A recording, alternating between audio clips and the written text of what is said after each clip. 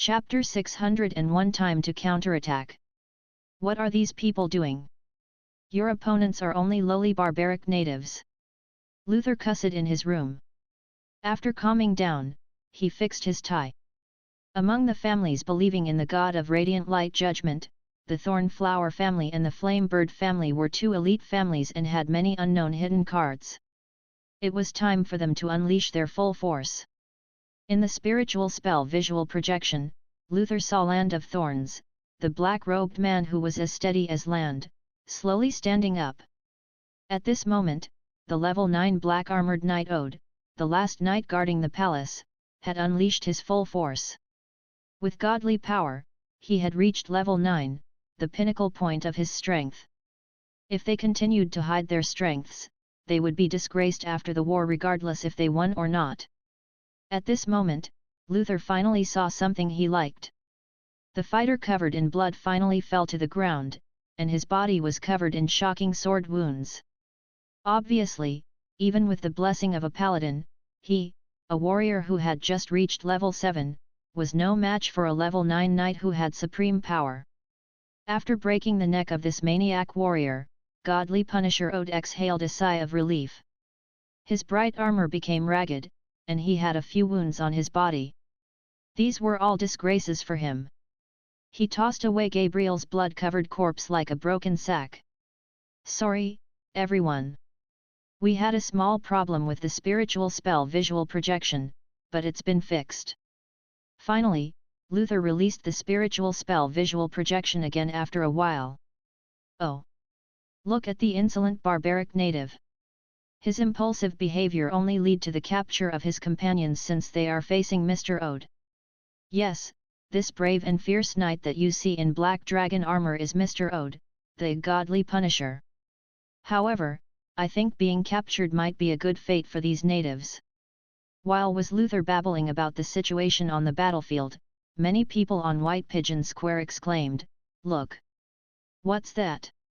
Gabriel, who had been silent and seemed dead, suddenly got up from the ground in a weird way. Strengthened by dragon blood, he was more difficult to kill than ordinary people. Right now, his eyes were filled with crazy lights as if he couldn't feel any pain. When this man was on the verge of death, the endless potential hidden in his body cracked open. The faint light from it merged with the huge blood essence and turned into a source of life. Strangely, his deadly wounds were all healed. Resistance to death. For some fighters, they would challenge their enemies even if it meant death. They pursued explosive and fierce force by sacrificing everything they had. The closer to death they were, the greater strength they would have. The berserkers who constantly flirted with death would gradually gain an instinctive ability to resist death. The blood-red figure leaped up like a demonic god from hell and hacked down his huge sword with whistles of destructive force. Boom! With huge metal colliding noises, the super level 9 knight retreated a step. Ode felt like he was facing a vicious fierce beast instead of a human. You are seeking death. Ode's face was wicked with fury. He was pressured into this state by a level 7 ant. They were now very close. Condensing warrior energy in his left hand, he stabbed his fingers sheathed in hard knight gauntlet forward with vicious force. Instantly, his fingers pierced his enemy's chest. At this moment, the middle-aged man in a blue robe behind Gabriel chanted something. Fountain of life. The dimmed eyes suddenly emitted lights of life again. This man can't be killed. Seeing this, everyone roared in their mind. Even Ode felt impatient. He was sure that the damages inflicted on his enemy were enough to kill 10 level 7 fighters who were like this ant. However, instead of being killed, his enemy launched fiercer attacks at him. Endless blood essence condensed behind Gabriel and transformed into half a blade. The blood shadow-like sword moved so fast that it transformed into a huge curtain of blood, almost swallowing Ode whole. Maniac! He's maniac! He will die! I'm sure he will die soon. Luther shivered uncontrollably. Then, he saw on another battlefield that the shadow killer took out a parchment scroll that emitted dark presence. You'll die without regret since you forced me to use this godly spell scroll. This is, at this moment, even some people sitting in Saint Hein's Grand Palace looked amazed. This is darkness under the godly light. It's darkness under the godly light. Someone recognized it immediately. It seems like the Thornflower family is well prepared for the war. World Mage Hematon said with a nod. With techniques, one can perceive the opponent's positions from the slight changes in sounds and whines. The masters can sense others' existences by sensing their energies. This barbaric native now meets his nemesis in the darkness under the godly light. Darkness under the godly light could deprive people's five senses. According to the rumors, this powerful spiritual spell could even rob people of their senses of magical and spiritual energy. Even super masters couldn't escape from it. Now, they were using it on an ant who hadn't even reached level 8. The strange golden patterns on the foreheads of the Dark Judgment Knights shine through the pitch-black armor. The gloomy, mud-like presence flew out from the ancient parchment scroll. This force was chillier than anything in the world, as if it were a soul-taking fierce ghost from hell. The force was stranger than anything in the world, and it was silent and invisible. Crack! Almost simultaneously, Zhongwu felt an extremely weird force striking him before he could react. The extremely chilly force dragged him into a dark abyss almost instantly. Around him, there were no light, sounds, or even wind. He felt like he was totally isolated from the outer world. This time, let's see how you dodge our attacks. This time, the knights only needed to deal with an ordinary person who had been dragged into a dark abyss. They emitted horrifying energies as if they were knights in the light instead of killers hidden in darkness. They didn't need to hide anymore since they had deprived their enemy of his senses. Only at this moment did Luther dare to turn the spiritual spell visual projection to this battle. With 4 Dark Judgment Knights dealing with a barbaric native warrior without his senses, Luther was sure of the outcome of the battle. However, the moment Luther showed this battle to the public, the audience sitting in White Pigeon Square, including the Golden Griffin Knights and Sala, saw horrifying sword energies condense and turn into wings of light behind Zhongwu. He looked like Agni, who was proudly standing in the sky. TL note: Agni is a Sanskrit word meaning fire and connotes the Vedic fire god of Hinduism. Wei Vi. Although the players could instantly master techniques in the game, they must spend time to practice these combat techniques in the real world. Zhongwu had only understood half of this techniques by now. After all, awakening skills were not so easy to master, even for Zhongwu, who had 1 foot in the Grand Emperor Warrior realm. He had only mastered the Wei Vi. However, it was enough for him. The Dark Judgment Knights stayed in the sky, and they unleashed horrifying sword energies which erupted up like a volcano. It seemed as if many cracks appeared in the sky, and the chaotic energy from the void was spilling into this world. Zhongwu slashed out his sword leisurely, and the sword energy swept out like a vortex. The scroll of godly skill was almost useless. All the Dark Judgment Knights were instantly swept into the vortex of sword energies. How come it has no effect at all? The people who knew the power of the scroll were truly astonished. Ah! The White Pigeon Square was engulfed in gasps and shouts.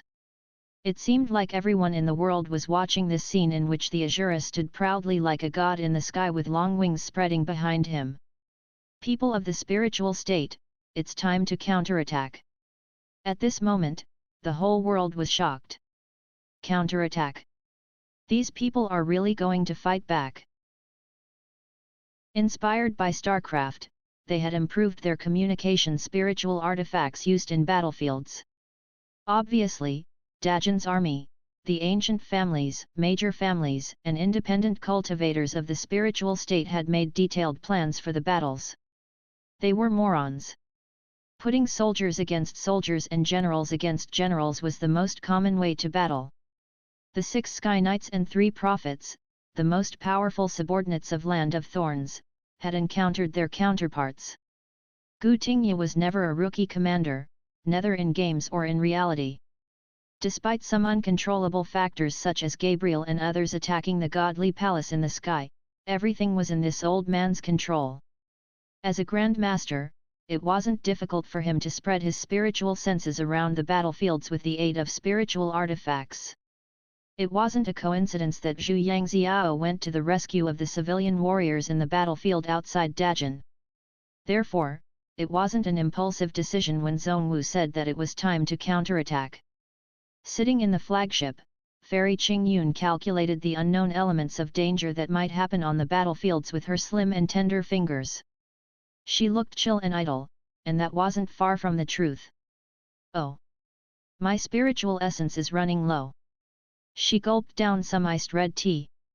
After wiping the sweat off her forehead, she continued with her calculation. The people working behind the scenes didn't have time to fight on the battlefields like others.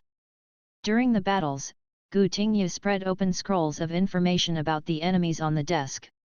Comparing the intelligence reports sent to him from all battlefields, he could see that the enemies were the strongest on the spiritual state battlefield.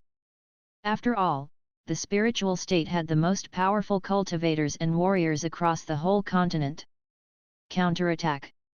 The Thornflower family and the Flamebird family had never imagined that these barbaric natives would dare or have the ability to counterattacks. Land of Thorns was angered, and his expression was as chilly as ice.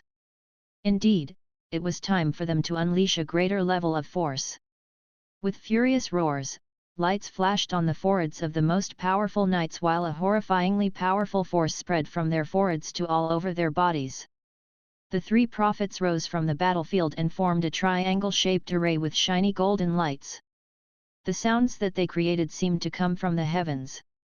A hole suddenly appeared in the dense, gloomy clouds, and it seemed like the whole world was bathed in golden light. The godly light shone on the land, and the knights and mages from the Judgment Godly Palace bathed in the light and were dyed golden. The knights and mages had felt that their stamina and energy were running out. Now, they instantly felt that their strength was replenished and increased, they were even stronger than before. Godly spell. It was a godly spell of war. Godly power. This is indeed godly power. The knights of the Thornflower family who had been forced to back off stopped their steps. Some of them raised their huge swords and shouted, "Attack!" They charged forward fiercely. A knight wearing silver armor with golden patterns shot forward before the others with an extremely fierce presence. At this moment, Zhang Xiaoyu, stepping on a small sword, was about to charge forward with Yu Bai, Mu Qing, and Li Lanruo. However, ugh! How come they are charging toward us again? Their enemies looked even fiercer and stronger than before. Followed by several elite knights, the silver-armored knight charged toward the girls as if they were a flock of white sheep. He raised his huge sword and roared, "Judgment!" Besides the girls, other fighters also encountered similar situations. The knights and mages looked like a turbulent golden river, intending to burst through the armies of cultivators and warriors. As for the knights who were fighting with Vice Academy Master Zhang Hao and the ancient family masters, they had also grown stronger with the aid from that force. Oh! This is a great scene. Can anyone defeat such a legion? Luther said with a calm smile.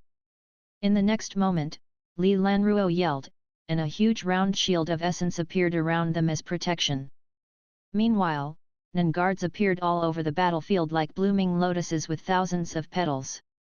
Like huge boulders, these Nanguards resisted against the golden currents and split them into many sections. Weapon of light. Presence of wind. Dragon tiger roar. Lights flashed around these people one after another. The overbearing knight struck his sword onto the Nanguard. Meanwhile, Zhang Xiaoyu's spear and Yu Bai's sword emitted a wave of astonishing radiant light. Palm blast, light shadow strike. The girls unleashed explosive forces which were twice as powerful as before. The knights who just got close to attack were sent flying as if they were struck by huge hammers. The weapons in the hands of the cultivators and warriors of spiritual state had dazzling white light dancing on them. Fearless, they obtained footholds with the aid of Nanguards, tearing that streak of golden current apart. Meanwhile, the bugle signaling the counterattack sounded in the deserted sea realm as well. With sword energies flowing around her feet, Nalan Mingxiu struck out with her snow-drinking saber. The chilly blade was like a flash of light, and the silver-armored knight before her fell with horror on his face. While laughing, Song Qingfeng swung out his flame-engulfed hot fist, sending a knight flying. With ice bullets pouring from her hands, Su Zixin was fearless on the battlefield. A few years ago, they had been a group of innocent and clumsy young people. For most of them, today was their first time on a real battlefield. They are charging toward the Grand Palace hovering in the sky, Nalan Mingxiu said chillingly. Should we battle our way to this Grand Palace as well? Land of Thorn Wilson in the Spiritual State battlefield, Morning Star of Flames Austin in the Deserted Sea Realm battlefield, and Alex, who was in charge of the Morning Star Sea Realm battlefield, couldn't remain calm anymore. Their eyes turned cold. Since this is the case, I won't show any mercy to these people. Buzz. With a series of deep rumbles, rows of strange characters lit up around the muzzles of the three giant cannons on the huge stone palace. These characters seemed to be in the language used by gods and followed some natural laws. A horrifying vortex of spiritual essence condensed at each black muzzle, and destructive magic light suddenly lit up inside the cannons. Such huge cannons were activated not only in the spiritual state battlefield but in the other two battlefields as well. Pitch-black muzzles aimed at Nalan Hongyu and the others who were charging forward, as well as those cultivators of the Morning Star Sea Realm who were about to dash into the Grand Palace. They are really about to use these huge cannons. They are going to use the destroyers. Luther exclaimed, "Oh! These damn barbaric natives forced them to use these weapons." Obviously, they hadn't planned to use such super war weapons, but now. Damn ants! We'll show you the real difference in power between us. From the huge spiritual ships that were flying in the sky, cultivators rode on flying swords or demon beasts and shot out shiny sword energies and surges of essences. Meanwhile, the golden current continued to retreat. Morning Star of Flames Austin flew up high into the sky. At his order, the huge black cannon that was as dark as an abyss was activated. The huge cannon with a length of dozens of meters gave people a strong sense of suppression. Destructive light began to gather around the cannon, and the force was so huge that even 1/10 of its power gave people a sense of doom. While this force continued to gather, Nalan Hongyu, who was closer to it, could clearly see that space was being distorted by it. He even suspected that this weapon could turn everyone here into ashes. While the energy gathered at the muzzle, the cannon turned and aimed at the central area where the most elites were at. He must stop the activation of this horrifying weapon. The sword energy beneath Nalan Hongyu's feet flashed, and he turned into a beam of light as he dashed toward the huge cannon. Stop him! Many elite knights tried to block Nalan Hongyu's way.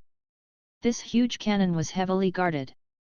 Besides, pure white lights flashed on the magic array discs around the Grand Palace, and several destructive white light beams crashed toward Nalan Hongyu. Boom! Boom! Boom! Stepping on his flying sword, Nalan Hongyu seemed to have shifted when the godly light beam struck down. With a slight shift, he had shot through the destructive white light beams that almost formed a curtain.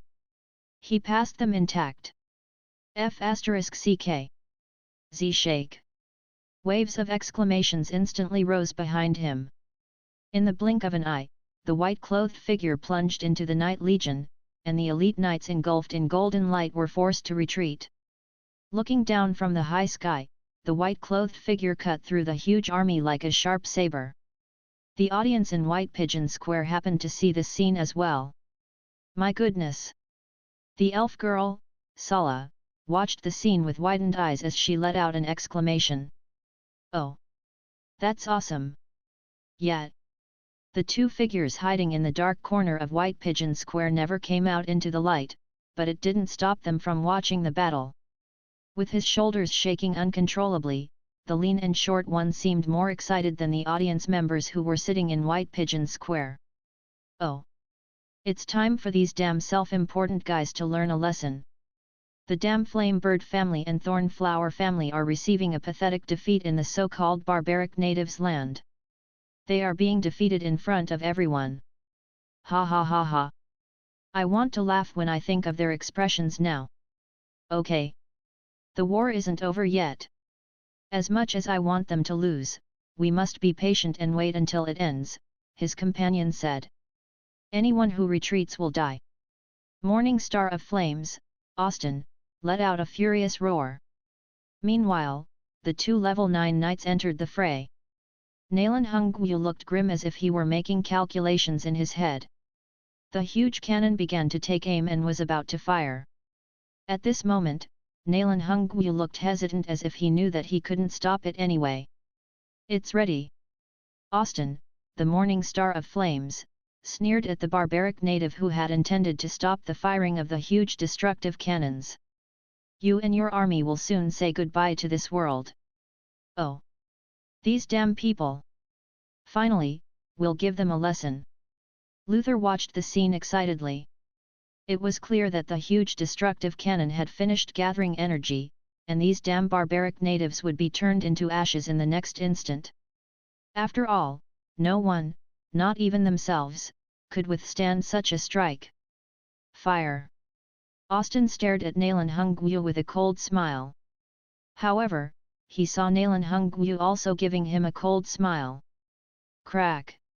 A loud noise sounded, but it wasn't from the huge destructive cannon. It was. If the StarCraft players were here, they would recognize the sound. It was the sound of a ghost using the lockdown ability. From a corner that no one noticed, a missile shot out with a sharp whistle. Austin froze in mid-air. He looked back subconsciously and saw that the area around the huge cannons was engulfed in a strange pale energy field. The destructive energy that had turned bright in the huge destructive cannons dimmed and then vanished. It misfired. Lockdown missiles could cut off energy from all machines within its area of effect, including the Protoss carriers. No. Impossible. Luther almost howled. Except for the godly artifacts described in legends, he had never heard of anything that could stop the huge destructive cannons from firing. How can these barbaric natives have this stuff? Not far from the grand palace that was hovering in the air, some young people waved at the other fighters. Nalan Mingxiu lifted her C-10 Mk6 and placed it onto her shoulder with a smirk. At this moment, no one in St. Heinz Grand Palace could remain calm anymore. What is this? A godly artifact. Morning Star of Flames. Austin's face became wicked and distorted. Is it something left here from the ancient war? Impossible. How can they have such a thing? Princess Isabella was also surprised. It seems that Mr. Heinz's side will lose this war. Even St. Heinz looked livid. In the group chat named Internet Cafe Army Against Outlanders, Nalan Mingxiu said, "Great teamwork." Nalan Hongyu replied, "These morons. They didn't even see that I was only distracting them with my attacks." Mr. Fang chimed in, "Awesome. Full score." Everyone added, "Full score. Full score." When the scroll was taken out, even Nalan Hongyu sensed the great danger. But when he tried to fight his way to the old man, Austin blocked his path in person. Austin lifted his huge sword, and a horrifying golden godly light beam shot up into the sky. "All of you will be destroyed." On the other side, 3 level 9 knights and several level 8 knights surrounded the old man to ensure that no one could get to him. This time, they were determined not to repeat their mistake. Blocking Nalan Hongyu, Austin thought that he had gotten everything in control, and no threat was left. In the distant sky, a beautiful woman stood in mid-air with her dark hair and white skirt fluttering in the wind. She was surrounded by several knights of the Flame Bird family who had extremely powerful auras. Su Tianji's fingertips released dazzling lightning energy that shined all over the sky. Crack! A thunderbolt cracked, and lightning energy danced like snakes, and all the lightning energy in the area started to gather around her. Her chilly eyes stared at the black-robed mage who was holding the scroll. Horrifying lightning energy gathered like dancing dragons and snakes. No. Another battlefield also has huge destructive cannons. Seeing that the huge cannons was locked down, Luther lost his composure and frantically turned the spiritual spell visual projection to another battlefield. In this battlefield, Alex and Rain of the Flame Bird family were commanding the war. They were aiming a huge cannon toward all the cultivators of the Morning Star Sea realm. "What's this thing?" On the flagship, Duan Yu froze for a moment when he saw the cannon. Reincarnation King, one of the 4 kings of Half City, said, "It doesn't matter. Now that we're fighting back, we don't have to hide it anymore." Then, a strange-looking round mirror made of neither metal nor jade flew out from their spiritual ship on its own. Heavenly Mirror. Before the huge cannon could fire, the mirror released a beam of white light. Different from the mimic that they had made in a hurry to deal with a big demon, the white light beam released from this mirror was several times more powerful than last time. Made with all the resources in the Morning Star Sea realm, this mimic of the heavenly mirror was almost perfect and could basically be considered a complete replica of the original. The moment that the white light beam shot down, the huge cannon and everyone around it was frozen. This can't be real. It can't be real. Then, Luther turned the spiritual spell visual projection to the battlefield in the spiritual state. At this moment, Gu Tingyun nodded and said, "Take out the new spiritual artifacts that we just made." In a white robe, Gu Tingyun walked out onto the deck of the spiritual flagship. The Tang family master nodded. He was one of the main artifact masters who produced the 3 spiritual artifacts. Soon, the decks of the foremost giant ships opened, and 3 machines with a length of 10 meters and a height of 6 meters slowly rose from the central deck. Made with star-patterned godly iron, the machines had pale blue spiritual light flashing on the inside. At a closer look, one could see strange flowing patterns in the shape of an 8 trigram. A streak of strange runes spread out with flowing spiritual light to the body of the cannon, and the strange runes turned pale golden as rumbling thunder could be heard from the inside. The Tang family master yelled, "Put in the vital magnetic golden arrow." Immediately, someone brought out a pale golden arrow covered in dense and complicated runes. At this moment, everyone watching the war in White Pigeon Square were shocked, and their mouths opened wide, forming a perfect O shape. "My goodness!" Crack! A lightning bolt flashed in the sky. At the same time, the 3 strange spiritual artifacts of the spiritual state lit up with lightning energy. As the rows of runes lit up, it could be clearly seen that an indigo lightning energy flowed in a circle, and the runes on both sides of the spiritual artifact lit up one after another, forming many lightning coils. More and more lightning energy came in. Crack! Boom! A heavenly thunderbolt crashed down, turning everyone's face white. The thunder power squarely fell in the 8 trigram disc, which in turn emitted more dazzling spiritual light. Hiss! Many thick lightning snakes danced and jumped into the coils of lightning energy. Fairy Qing Yun moved her fingers and calculated as she said, "Move left to Yuji star position, move right to Yao Guang star position." The 3 magical and mysterious spiritual artifacts adjusted positions at her instructions. Both sides fired almost at the same time. 3 destructive light beams shot out of the huge stone palace with horrifying energy that intended to devour everything. While lightning bolts danced in the sky like snakes, 3 lightning beams shot through the sky like heavenly lightning punishments, looking like shooting stars. Then, they collided with the 3 horrifying beams of magic light in the sky. Horrendous energy exploded in the mid-air while the destructive force spread out and turned all the members of the Thornflower family in its range into ashes. As if it were hit with a huge earthquake, the stone palace began to shake violently. While being shined on by the powerful light, the ground beneath the 3 huge cannons suddenly collapsed. The horrendous momentum and energy spread out and squeezed the surrounding huge stones, which began to move like waves and ripples. Streaks of miraculous golden runes lit up in the godly palace as if they were trying to withstand this streak of power, and they emitted horrifying presence. Boom! Boom! Boom! Then, the golden runes cracked and collapsed. Boom! A huge dust cloud surged up, and loud explosions shook the sky. At this moment, everyone's mind turned blank. What is that? Is it a godly artifact? But where did these barbaric natives get such a godly artifact? In the Grand Palace, godly Punisher Ode was the only person guarding the palace, and he was disheveled with wounds all over his body. The Grand Palace shook violently as if it would collapse any moment.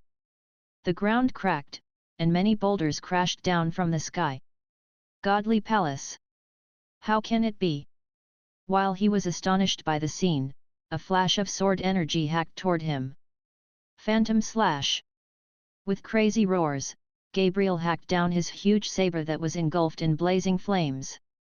Containing endless fury and blood presence, the violent power shot out from the sword and pierced Ode's body. Beneath them, the ground exploded wide open and shattered, turning into scalding lava. Move!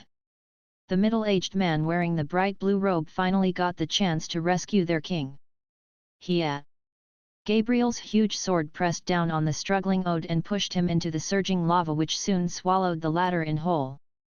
Meanwhile, on the battlefield outside Dajan, a bright light beam shot across the high sky. Boom! It crashed onto the old man who was opening the scroll. It swallowed everything in the area in an instant. However, some of the horrifying power sealed inside the spiritual spell scroll leaked out. In the next moment, the whole space seemed to freeze. Then, a horrifying power suppressed the space.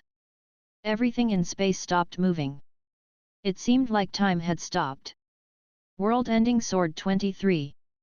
After spending lots of time to improve his control of the technique, Nalan Hungwu had gradually mastered Sword 23. Almost instantly, the power from Sword 23 suppressed this leaked power. You!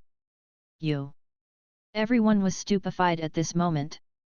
They had regarded these barbaric natives as ants, but these ants turned out to be giant prehistoric beasts. The lofty existences in St. Heinz Grand Palace had never been so astonished before. Withdraw! Tell them to withdraw! St. Heinz issued the order with a livid face.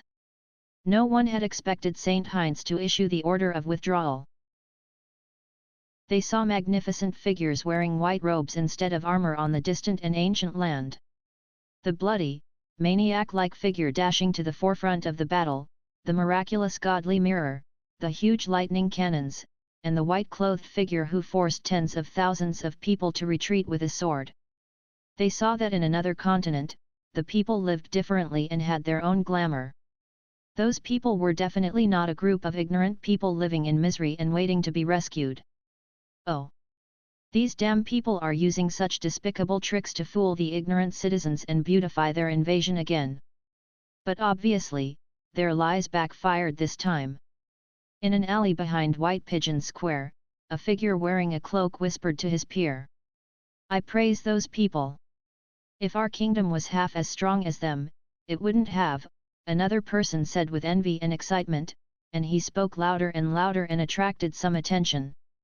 He quickly lowered his voice and added, Oh, I'm sorry. I got a little too excited.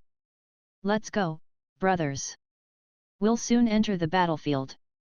That damn big mouth monster, Luther, even said that he is going to bring the godly light to the elves. This time, we must teach him a good lesson. They'll get a taste of the power of our underground council. I heard that our brothers of the council could have come here. Oh! I wish for the arrival of dawn. I hope we'll say goodbye to the smelly sewers and hard black bread soon. Ha ha ha! Your dream should be bigger, brother. Unlike you, I grew up in the slums. As they went away, their voices gradually disappeared in the alley. At this moment, Mr. Fang, who had been watching the war in White Pigeon Square, was long gone. For the cultivators of the spiritual state and deserted sea realm, the war wasn't over. They want to run.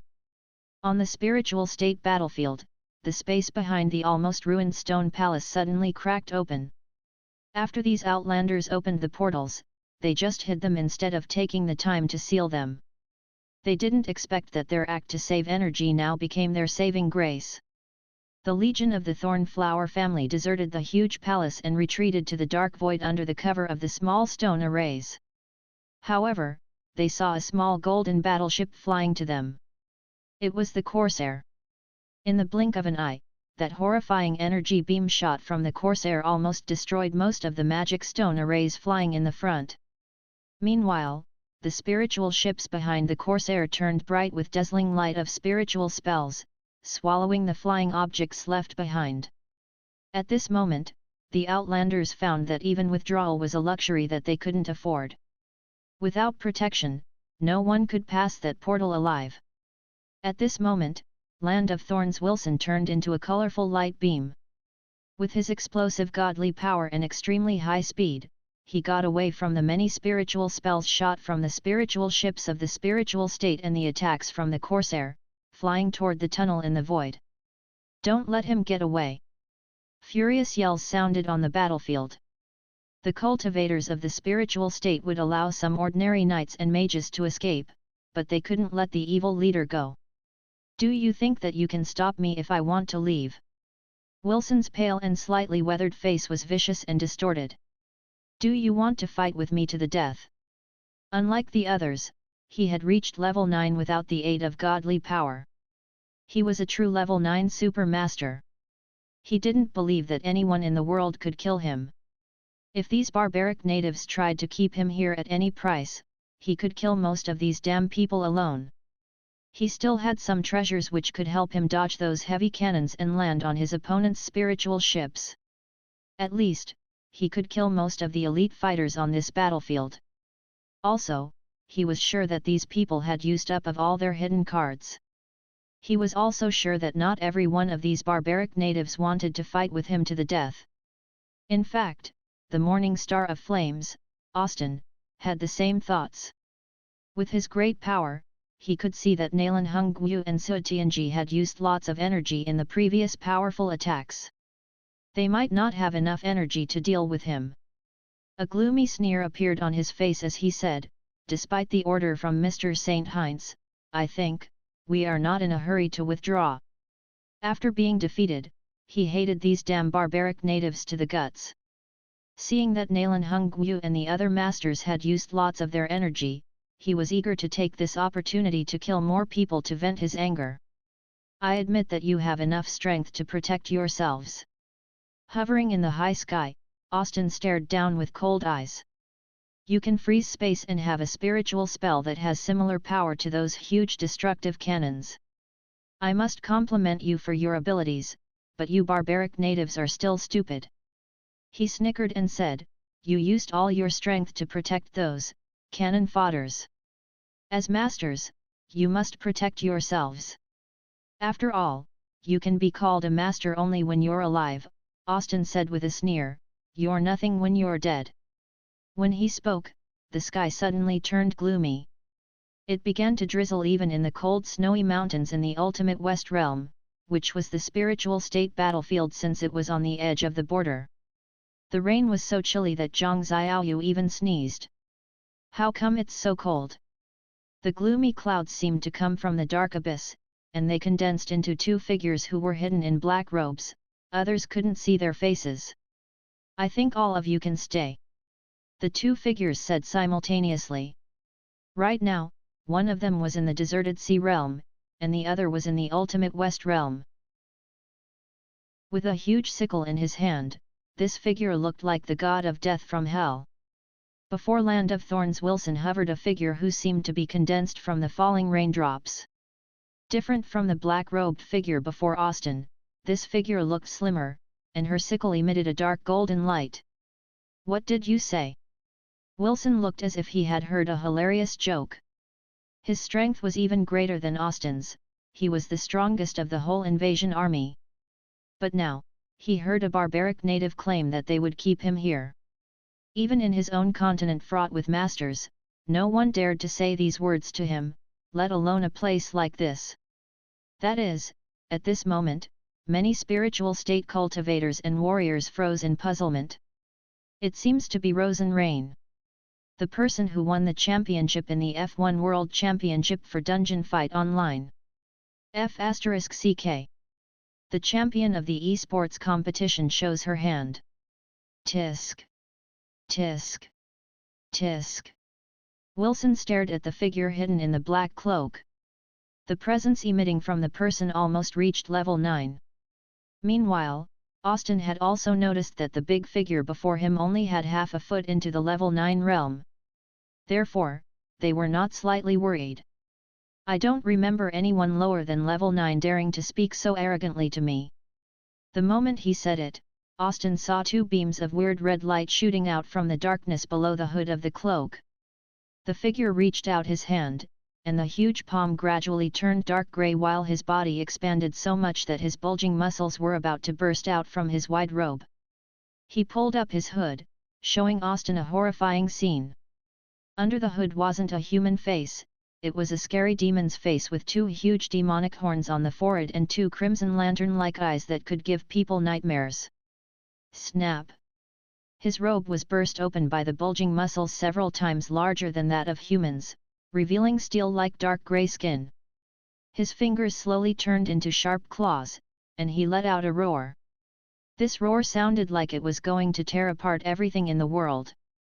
Meanwhile, the tall and thin figure before Wilson also emitted a suffocating demonic presence. The curvy figure and the long slim tail made this person look like a non-human. They looked at the scene in horror. They had only borrowed godly power, but these two were real demons. My goodness! The Avenger has awakened. The Mistress has awakened.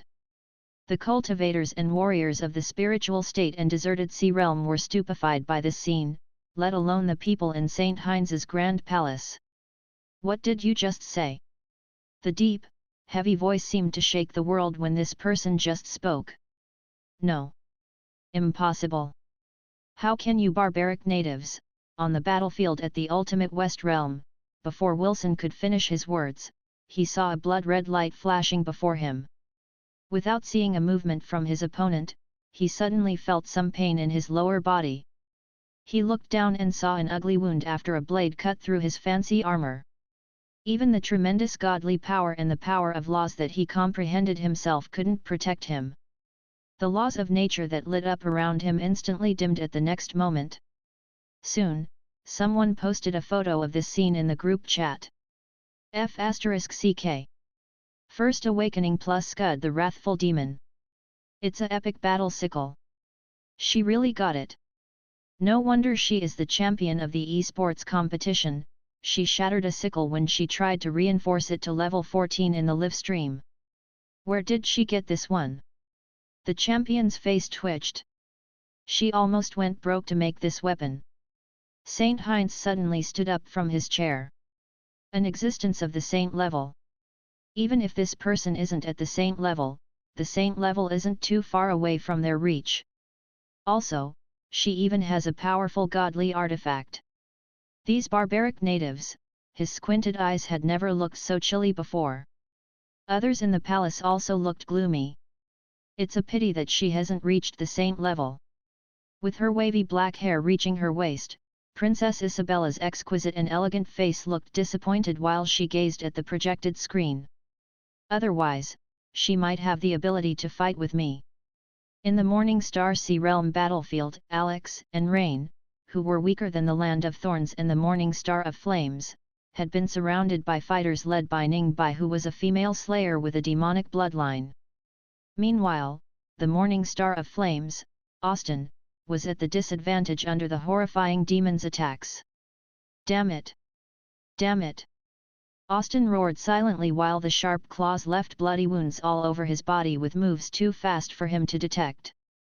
At this moment, St. Heinz couldn't bear it anymore. In the battle, Austin suddenly saw a dazzling golden light appearing in the sky. A white-robed old man with white hair and a long beard appeared in the holy light as if a true immortal had descended. The projected image of Mr. St. Dolan? Austin was shocked. St. Dolan was one of St. Heinz's most important assistants. Emitting holy presence, the old man suggested, "Shall we stop the war now? Let them go, and we'll repay you to your satisfaction." Everyone looked at this figure in the light. Even the demon, who was clutching Austin's neck with an arm that looked like a giant clamp, stopped moving. Then, crack! They heard the sound of a neck being broken. The old man's face instantly darkened. Seeing the scene, Saint Heinz's face dropped as well. Are you going to break everything and fight it out?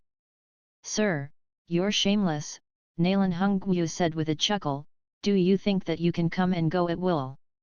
The Thornflower and Flamebird are only two subordinate families, Saint Dullin said in a cold voice, don't think that you are powerful just because you won this small war.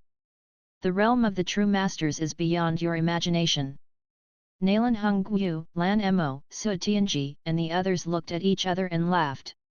What are you laughing about? The old man said chillily. They are laughing at your ignorance. The demon had returned to his former self where he was covered in his black robe. Su Tianji said, I do nothing but watch TV series and grow vegetables every day.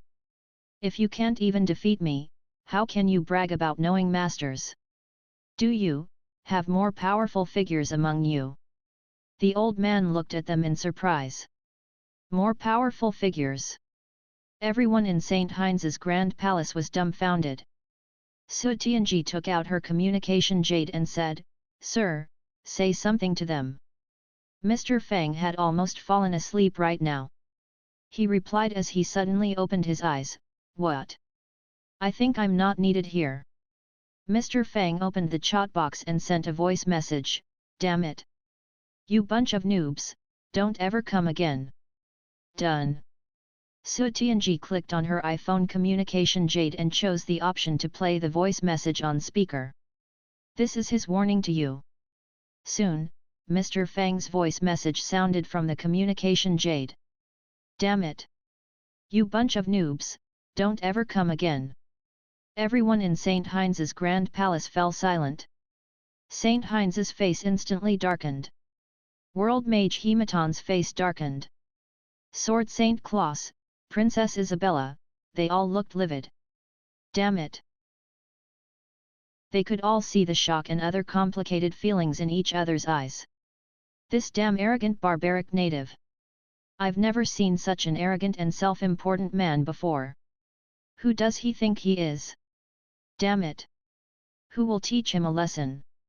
Voices sounded in the Grand Palace, causing a mess. At this moment, even people like the World Mage Hematon, who enjoyed a lofty status among the saint-level masters, said, these people are indeed arrogant. But, they don't know about Mr. St. Heinz or any of us in this palace. Therefore, I think their arrogance is understandable. Hearing his words, many people nodded in agreement. Well, the woman wearing the crown yawned and said lazily, despite the surprises, I do find this war waged by St. Heinz quite interesting. It would be boring to watch a war with a predictable result. You're right, Your Highness. St. Heinz obviously was suppressing his fury. It felt like he was never this furious before, but he hid it well. His face turned livid after all the projected images disappeared from the Grand Palace. He looked like a volcano that was on the verge of erupting after being dormant for 10,000 years. My lord, what should we do now? The white-robed old man asked him respectfully. The Thornflower family and Flamebird family were arrogant and severely underestimated the enemies, causing the undesirable result of this war. They must be dealt with immediately. St. Heinz's cold voice resonated in the palace. How about Karl and the others? The old man asked again. Tell people that they have been rescued. From now on, don't mention it again. Put more efforts on the promotion of the new mystic realms. Yes. The old man knew what to do. He said to a servant beside him, tell that Luther to keep a low profile for the time being. He believed that people would soon forget the whole thing. For elf girls like Sala, the Knights of Golden Griffin Knight Legion such as Helen and Elvin, and ordinary mercenaries like Big Sword Crete, a cross-continental war was something very distant from their daily lives. This war was something to talk about after eating but not a main event in their lives. I envy the people living on that continent, they can fly on swords and even grow wings made of swords. They even have the spiritual spell that can heal any injuries and wounds. It's a magical, romantic, and elegant place. Elf girl Sala sat on a bench on the square and looked up at the sky. Some white pigeons landed on the back of the bench while another flew into her arms. The sun was setting, and she was enjoying some rare break time.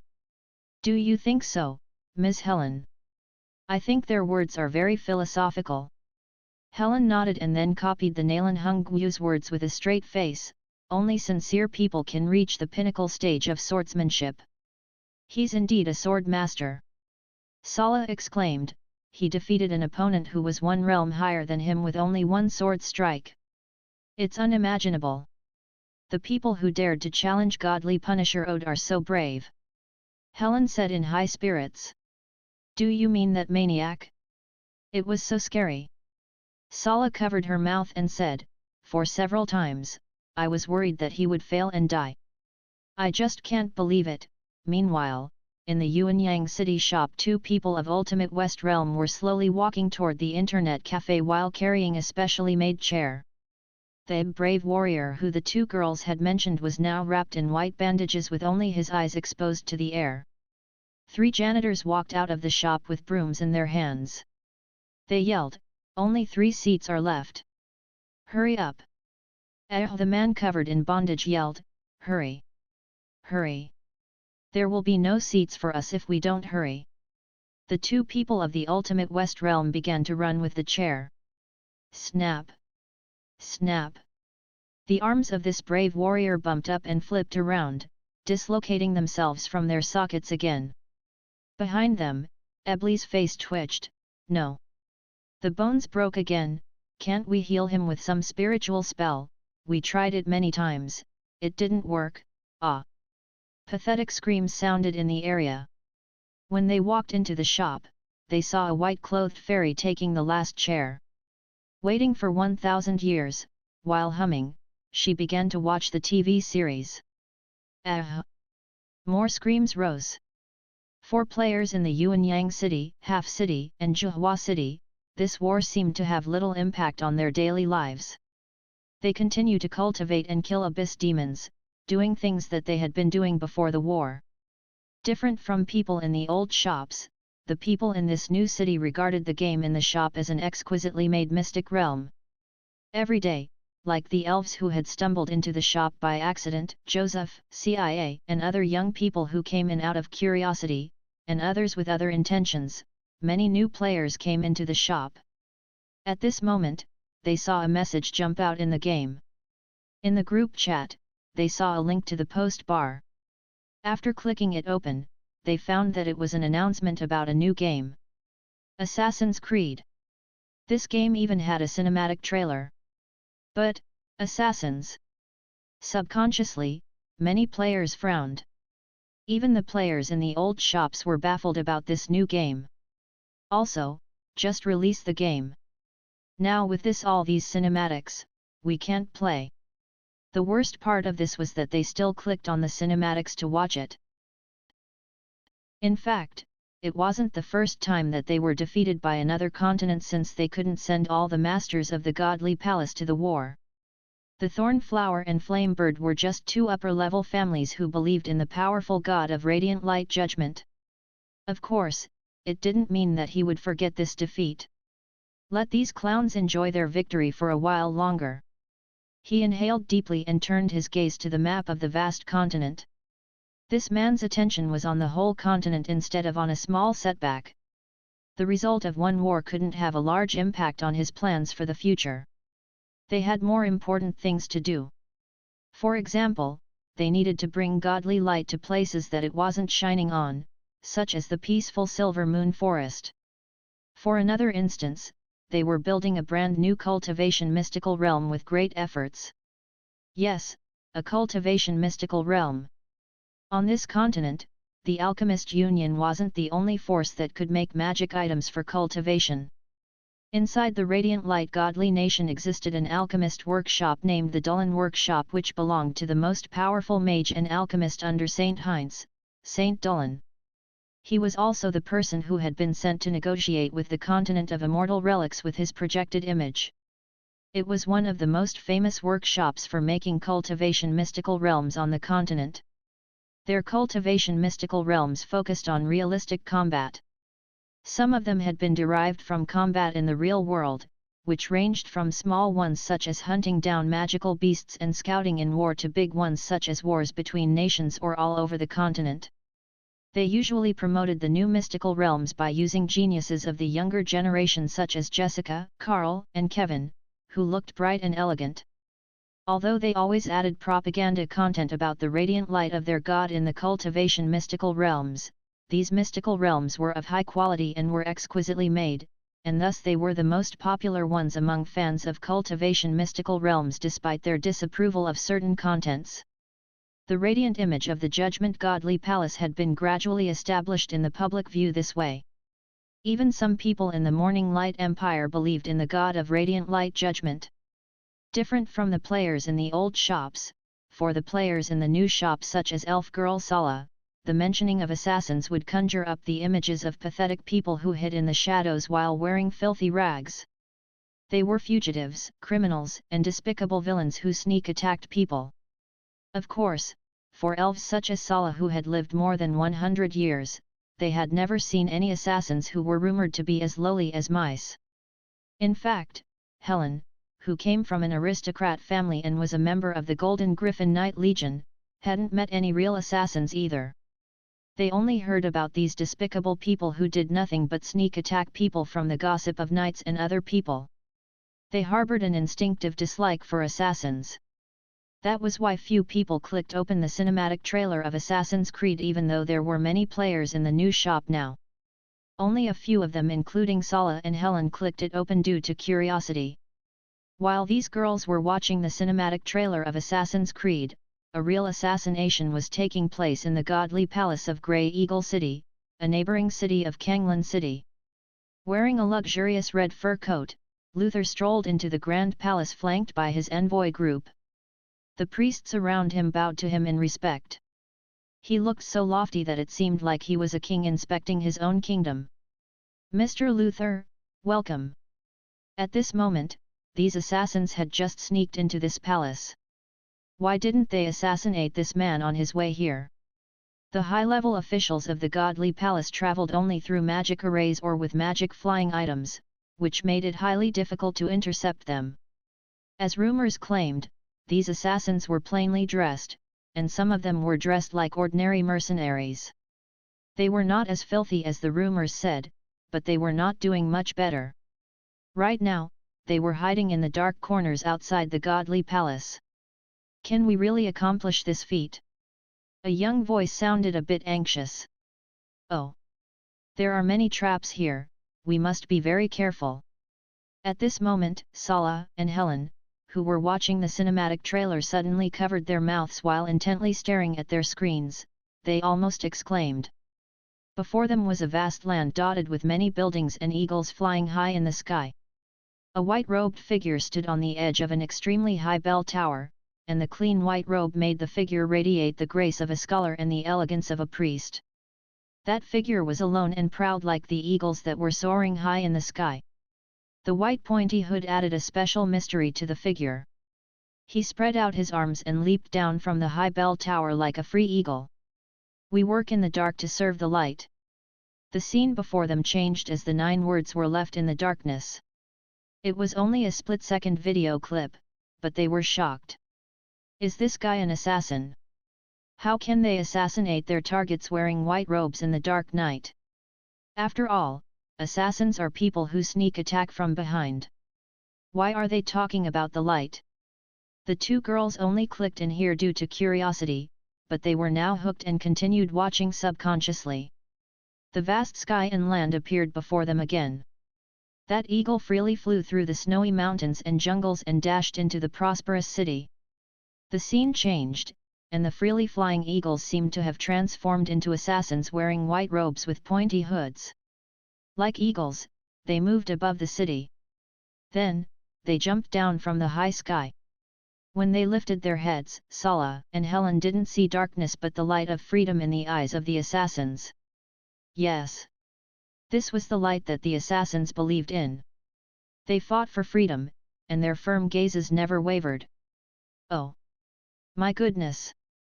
They couldn't believe that these people were assassins. Meanwhile, Sala and Helen were watching the assassins in the trailer climbing and jumping between tall towers and city walls like nimble cats. They look powerful, but are these moves useful? After all, true masters can fly. In the grand hall of the godly palace, the luxuriously dressed Luther held a tall glass of red wine. Tisk, tisk, tisk. Sir, your eyesight is too low. In this palace, there are many magic traps made by our highly skillful mages. Even mages can't find them with spiritual detection. I assure you that before those lowly people can see me, they will be. He made a gesture by opening his hands and said, bang. Do you understand, sir? At this moment, Sala and Helen saw this scene. The visions of the assassins turned pale grey. In the pale grey world, some figures and objects became bright and stood out. My goodness! What's that? Luther sipped his wine with enjoyment as if he had totally forgotten his previous displeasure. I heard that those damn lowly mice are promoting our defeat in the invasion. He snickered and then turned chilly. I think it's time to teach them a lesson. At this moment, a few assassins sneaked into the grand palace with great efforts. Suddenly, their expressions changed drastically. No. Ambush. One can only use godly spells and godly power in this palace. All other forms of energies are suppressed. Luther revealed a chilly smile. Catch them all. They can't get away. Meanwhile, Sala and Helen watched the assassins in the trailer silently fall from high places and hit their targets with precision. Then, they vanished into the crowds without a trace. Nothing is true, everything is permitted. The screens dimmed, and only 6 words remained before them. They were shocked. From these scenes and video clips, they saw assassins who were totally different. At least totally different from the ones in their mind. Are these people assassins? How are assassins like this? At this moment, their minds were filled with the assassins who wore white robes and flew freely like eagles. Their kills. No, those shouldn't be called kills since their smooth combat techniques looked as beautiful as a dance. They traveled through in the shadows and the darkness and resisted the Templars, who craved for the holy items, the pieces of Eden, and tried to control people's mind and freedom with these items. This felt very different compared to those assassins who slaughtered the innocent. The girls almost couldn't believe their eyes. Due to this short trailer, they had a totally different image of assassins in their minds. It seemed like the trailer didn't show them the assassins of this time but another group of people in another time and space. Eager, Sala walked to the counter and asked, "Sir, where is the entrance of the mystical realm named Assassin's Creed?" "Ugh!" Mr. Fang glanced at the elf girl who had exquisite facial features and wore a set of pale green leather armor. "It's not released yet." When will it be released? The cinematic trailer had piqued her interest, and she was eager to try, but the shop owner told her that it wasn't yet available. Mr. Fang explained, "The release date is not decided. If I have information about it," he pointed at the small blackboard behind him. "I'll write it on the board." "What? It's not released?" Helen was also frustrated. Meanwhile, in the old shop, Su Tianji was lounging on a couch. "I just finished the new episodes of Legend of the White Snake. I'm bored and want to play new games." As an idle and lazy player, she mainly watched TV series and grew vegetables. In fact, there were more people like her in the shops. Fairy Qingyun was one of them. Different from the addicted and moronic players such as Gabriel who came to the shop to deplete his fatigue points and use the horns to shout in the World Channel even in bandages, they didn't care to focus all their attention on one game. For some people, they could obtain cultivation strength and combat experience by playing anything they wanted in the shop. They didn't think it was necessary to stick to one game. "Master! Master!" Feng Hua and Yuexin joined her on the couch. "Did you watch the trailer for Assassin's Creed?" "Of course."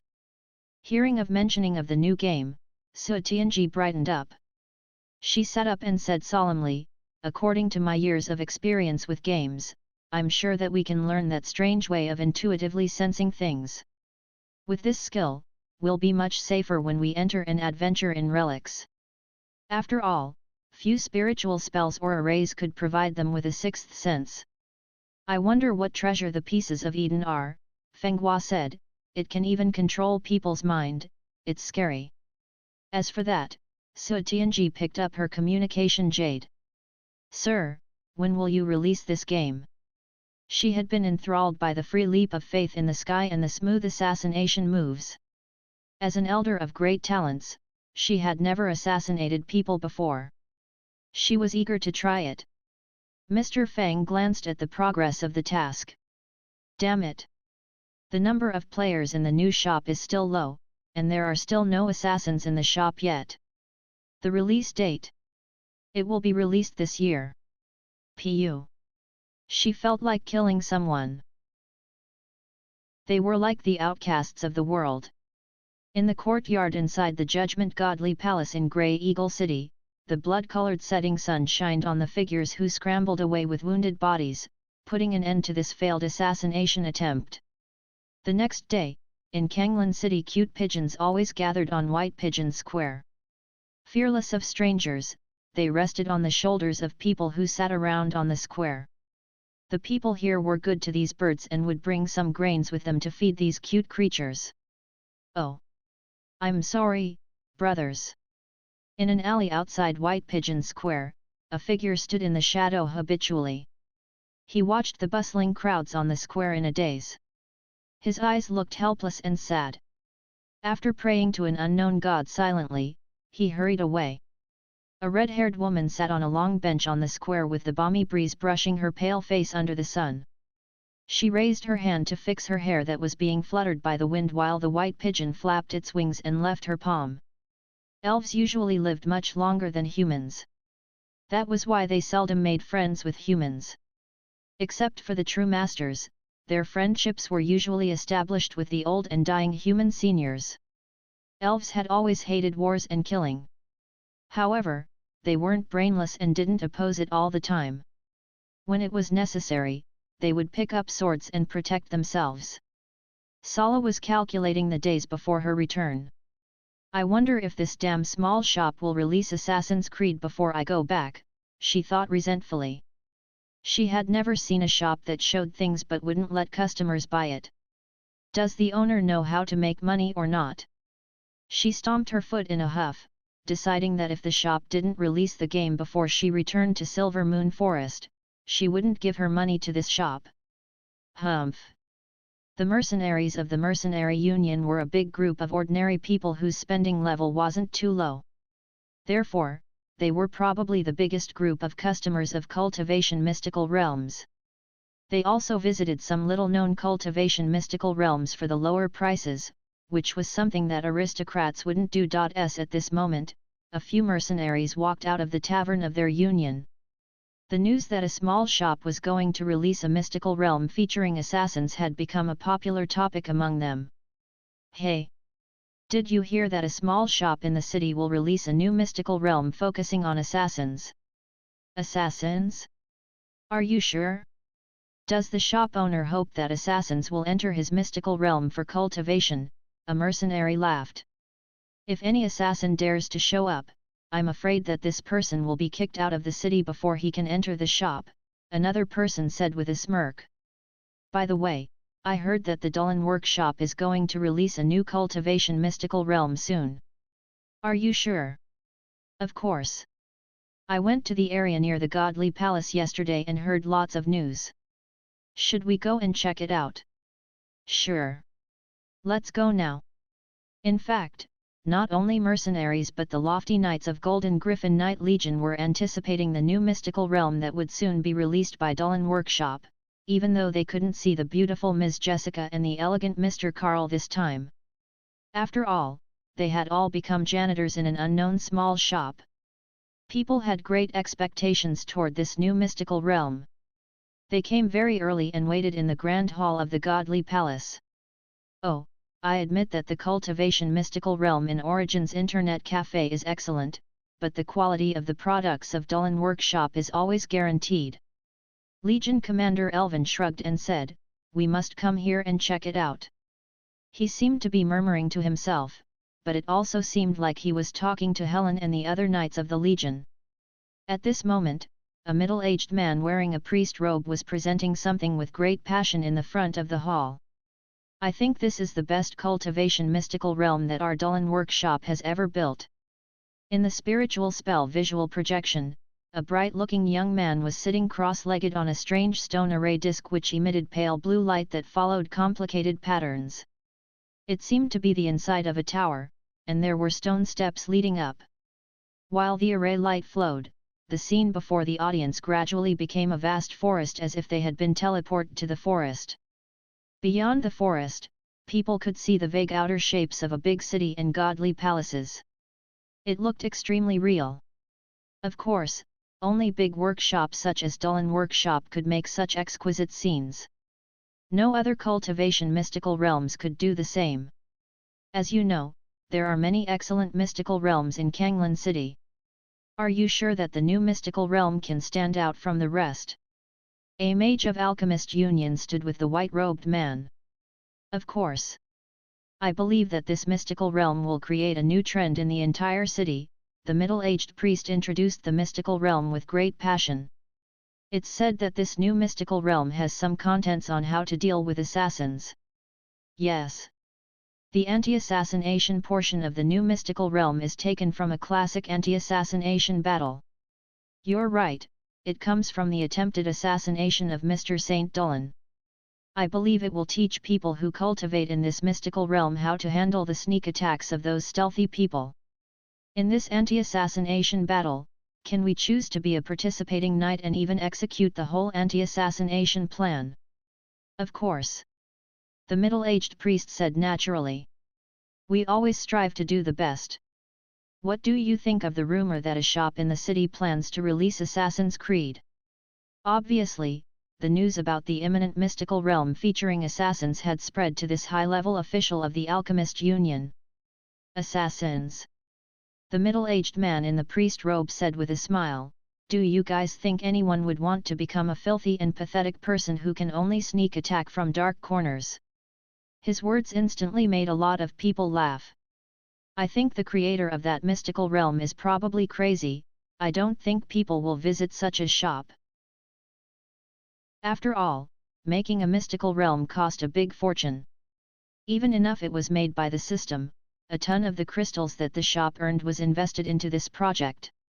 In fact, it wasn't unheard of that some big alchemist workshops went bankrupt when they couldn't earn back the great sum of money that they had put into the creation of mystical realms. Even the Dulin workshop, which was supported by the powerful Judgment Godly Palace, didn't dare to do anything outrageous except for adding some extra content about the Godly Palace.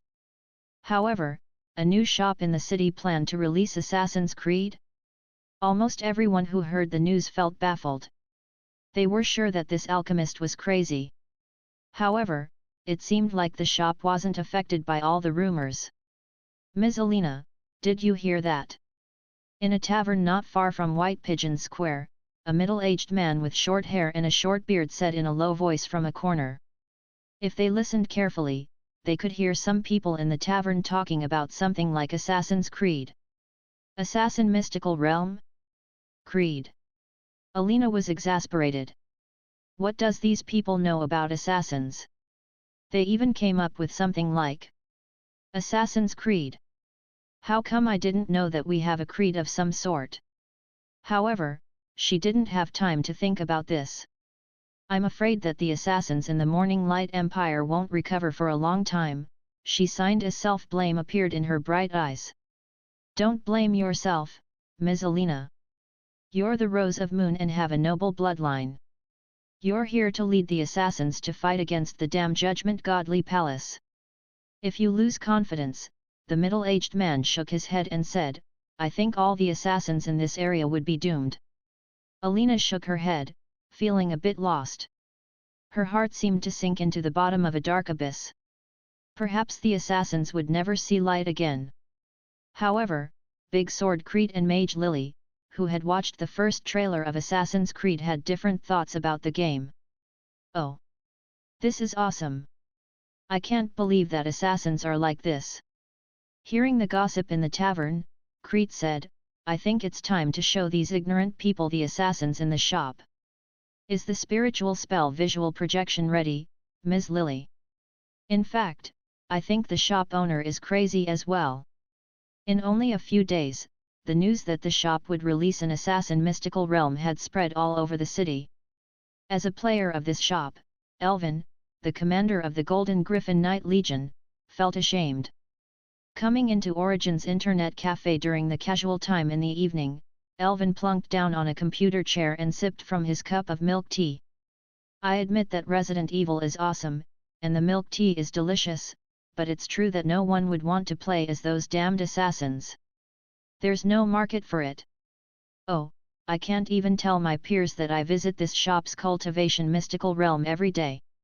The moment he said that, he saw a white-robed figure leaping down from a bell tower like a white eagle flying in the sky on Helen's screen. What is that? Some members of the Golden Griffin Knight Legion immediately looked over. Is it another game? On the other side, Sala was talking to her elf friends. The shop released a new trailer for Assassin's Creed. Should we watch it? Meanwhile, in the tavern where Alina was sitting in, a spiritual spell visual projection appeared, showing the same scene as in the shop. They could vaguely see the screen of a computer. Obviously, the projection was aimed at a computer screen. Assassin's Creed. Everyone froze. Eating spicy sticks, Helen was watching attentively. On Helen's screen, the assassin wearing a white robe with a pointy hood ambled through the crowd and walked up the execution platform. Seeing this scene and recognizing that this figure was an assassin, everyone thought that he was going to rescue the person who was about to be executed. No. Is he really an assassin? Then why is he wearing a white robe and walking up in front of everyone? Shouldn't he sneak up from behind his enemies? Is this assassin here to seek his death?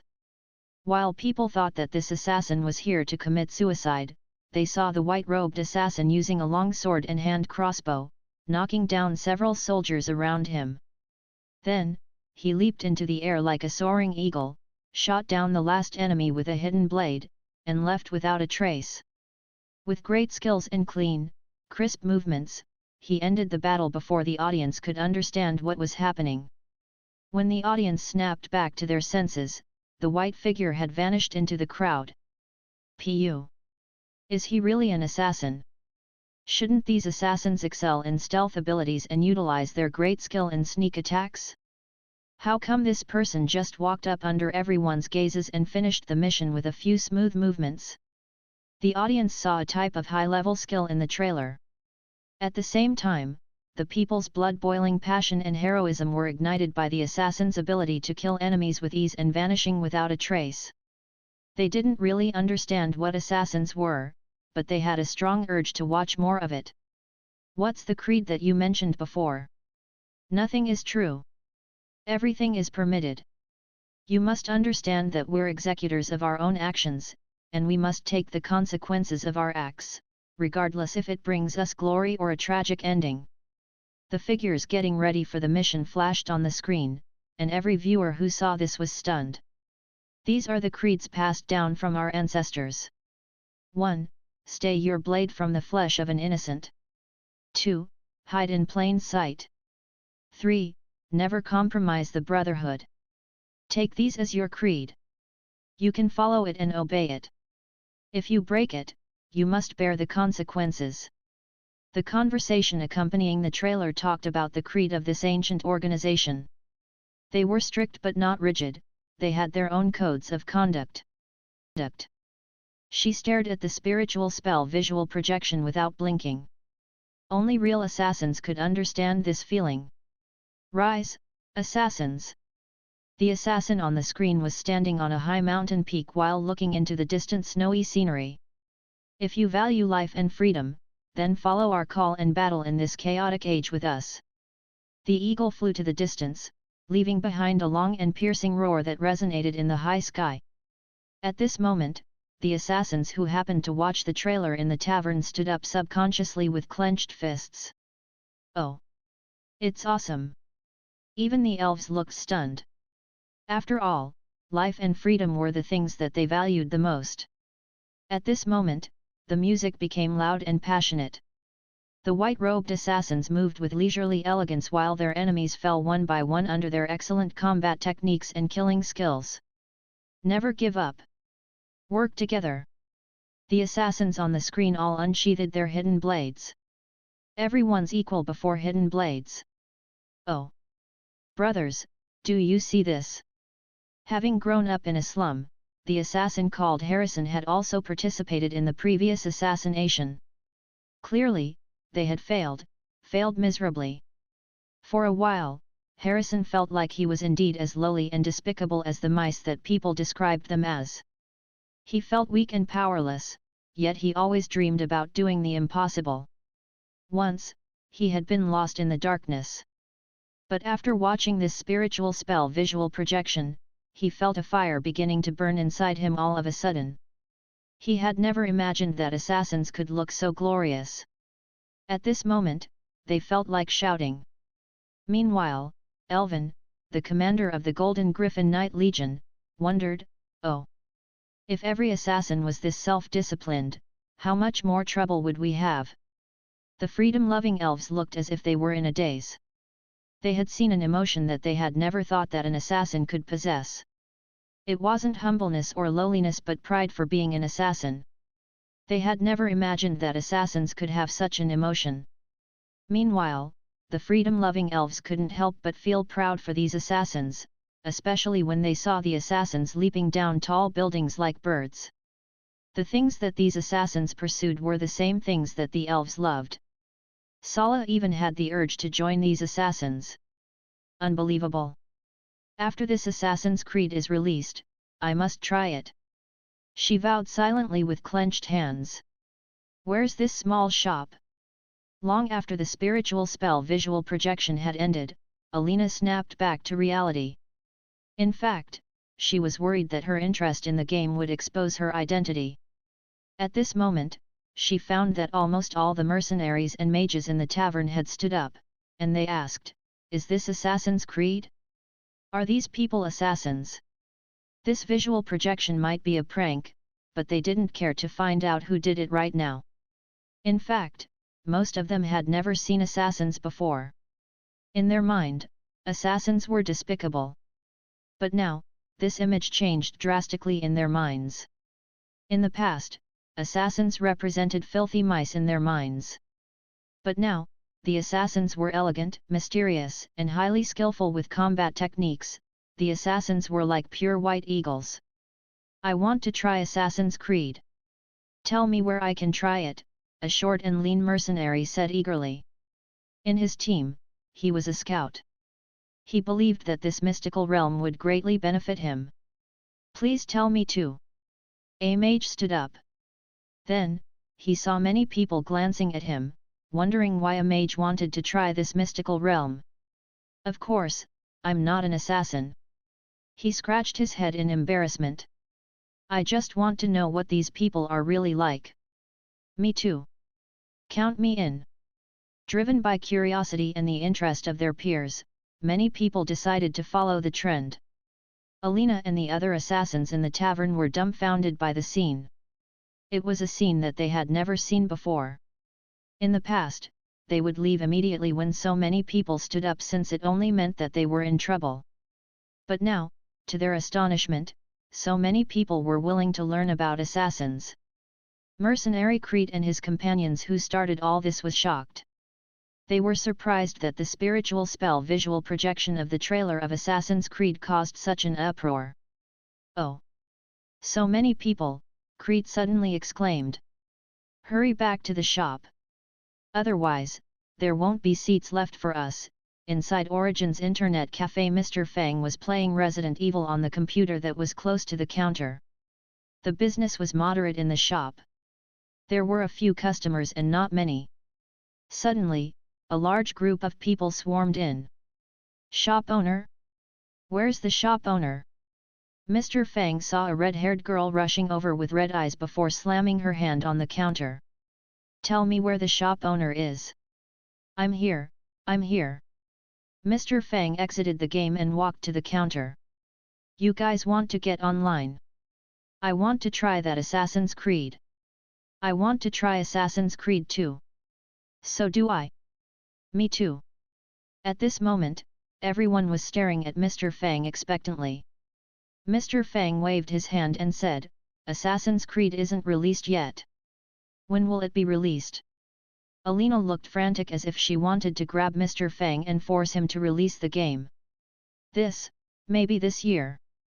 After all, Mr. Fang couldn't recognize the assassin even if they stood before him. This year. Maybe. What did you say? Their voices were louder than the next.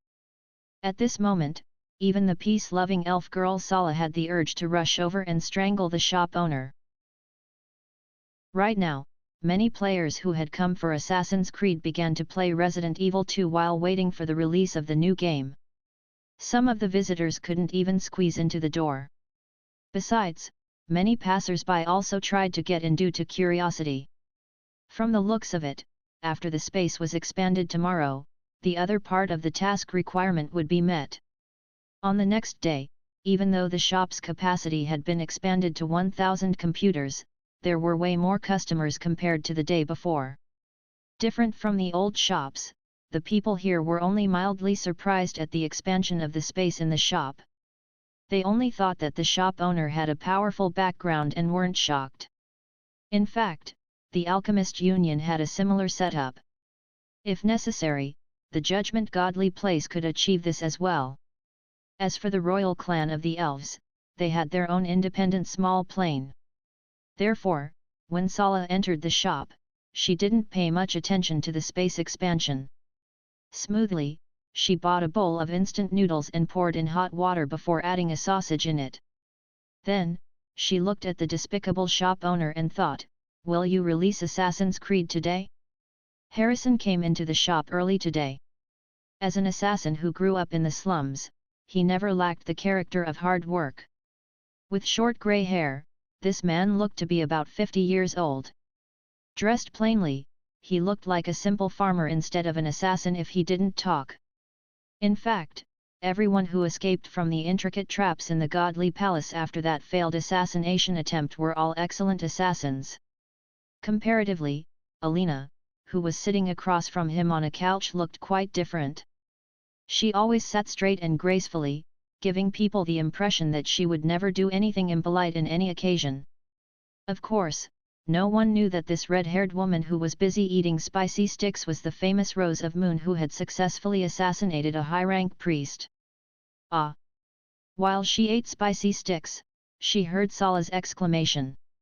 Sala had just noticed the words Trailer 2 had been erased from yesterday's announcement of Assassin's Creed Trailer 2 on the small blackboard.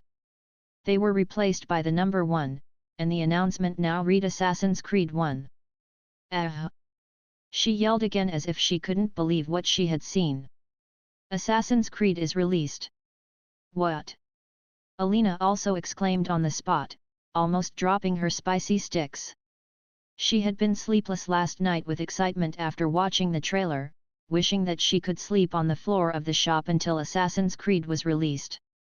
To her astonishment, the game was released today. Really? Many people looked over in disbelief. Meanwhile, the players in the old shops were also eagerly anticipating the release of Assassin's Creed since they hadn't had new single-player games for a long time. At the same time, they encountered trouble on the highest difficulty level of Resident Evil 2. Some of them could pass the ordinary difficulty level with a dagger, but not the high difficulty level. Trying to pass the highest difficulty level with only a dagger was too depressing. That was why Nalan Hongyu was a bit idle these days. Song Qingfeng was even more so. As for Mo Xian and other people of the Nanhua faction, they were eager to be the first players of any new games. Hearing the news that the new game was released, they immediately jumped up from the couches and shouted, "Activate it for me! Activate it for me!" Zhang Xiaoyu also wanted to play the new game. "Boss, I want to play it too." The task for the Assassin's Creed series contained several points. After the game was unlocked, the system showed the requirements for unlocking the sequels after Assassin's Creed 1. At this moment, Fang Qi was looking at the information on the system interface. After finishing the first task, Mr. Fang found that he not only activated the right to publish Assassin's Creed 1, but he also got an assassin-shaped prototype badge. Prototype badge: when a game, a movie, or a TV series has other prototype characters, it can only be activated when all the prototype badges are collected. There was more information about prototype badges underneath. What's this thing? Mr. Fang continued to read, trying to find out the function of this thing. Meanwhile, many people had entered the game. The first scene that they saw was an image consisting of many genetic sequences which finally formed a round logo. Ubisoft. As a legit researcher, Li Haoran looked at it curiously. So many genetic sequences? Is this senior named Ubisoft an expert in unlocking the genetic locks? By now, the players were quite familiar with the words genetic locks even though none of them had truly unlocked it. Before them was a medieval city. They saw Altair was leaping down from a bell tower to kill his target. They had watched this scene in the trailer. However, this scene was more detailed compared to that in the trailer, showing how he assassinated the target, used visual illusions to deceive the pursuing soldiers, killed a soldier who was alone, and then vanished into the crowd. For Sala, who had no experience with assassinations, it didn't look extraordinary, but Alina's eyes lit up.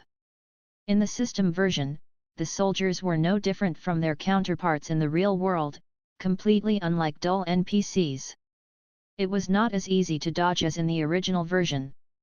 With some simple steps, he had dodged everyone's eyes in a matter of seconds before finding a chance to leave without a fuss. If the assassins in the real world had possessed such skills, the Godly Palace wouldn't have caught any of them in Grey Eagle City even if they botched the mission. After this interlude, they entered the game. Instead of the city that they had seen a moment ago, their vision before them turned pale grey as if they had put on a pair of big goggles. For one moment, they found themselves in that medieval city. In the next moment, their vision turned pale grey again. They felt like they were in a dream. Then, they saw a huge lab hearing their conversation. The players were amazed. Can this object retrieve the ancestral memories stored in the bloodline? It's a projector which renders genetic memories in 3 dimensions. What if I told you the human body not only housed an individual's memories, but the memories of his ancestors as well? Genetic memory, if you will. Migration, hibernation, reproduction. How do animals know when and where to go? What to do? Ugh! Zhang Xiaoyu froze. Can I display the memories of my ancestors? Li Haoran was also astonished. I can't believe that this little game about assassins holds such a piece of cutting-edge black technology. After all, everyone in this world had powerful ancestors if they traced back far enough into the ancient times. The players in the new shop were at a loss for words. They felt puzzled as they couldn't understand what was going on, but they were awed at the same time. They began playing Assassin's Creed cheerfully. However, for the scientific researchers such as Li Haoran and Lan Mo and the Tang family's elders who were cultivators that excelled in making artifacts, they began to wonder, hiss. Wow! Can we study this stuff? Osh! Don't cover my eyes. Let me have one more look of it. While others were playing games, these people tried to research, which was quite an oddity. In the lab, the elders of the Tang family who tried to study the machine were dragged to the platform and tied to it by the lab assistants. Then, the machine was activated and started the game. Animus, the machine that the players were using to access Altair's memories, was bright silver. When it was in operation, the user's head would be covered by a glass panel from the side. Different from the traditional virtual reality, this was a projected virtual reality in which the Animus could read the user's genetic memories and transcode them into a 3-dimensional world. It was an almost complete 3-dimensional world. The events and skills shown in the virtual reality would be reflected in the real world. It could be used to get information about the Brotherhood of Assassins and Pieces of Eden, and it could be used for virtual training as well. It meant that we are playing a virtual reality game inside a virtual reality game. Su Tianji froze for a moment and then entered the world inside Animus. On the side, she clicked open QQ livestream and titled it New Game Review.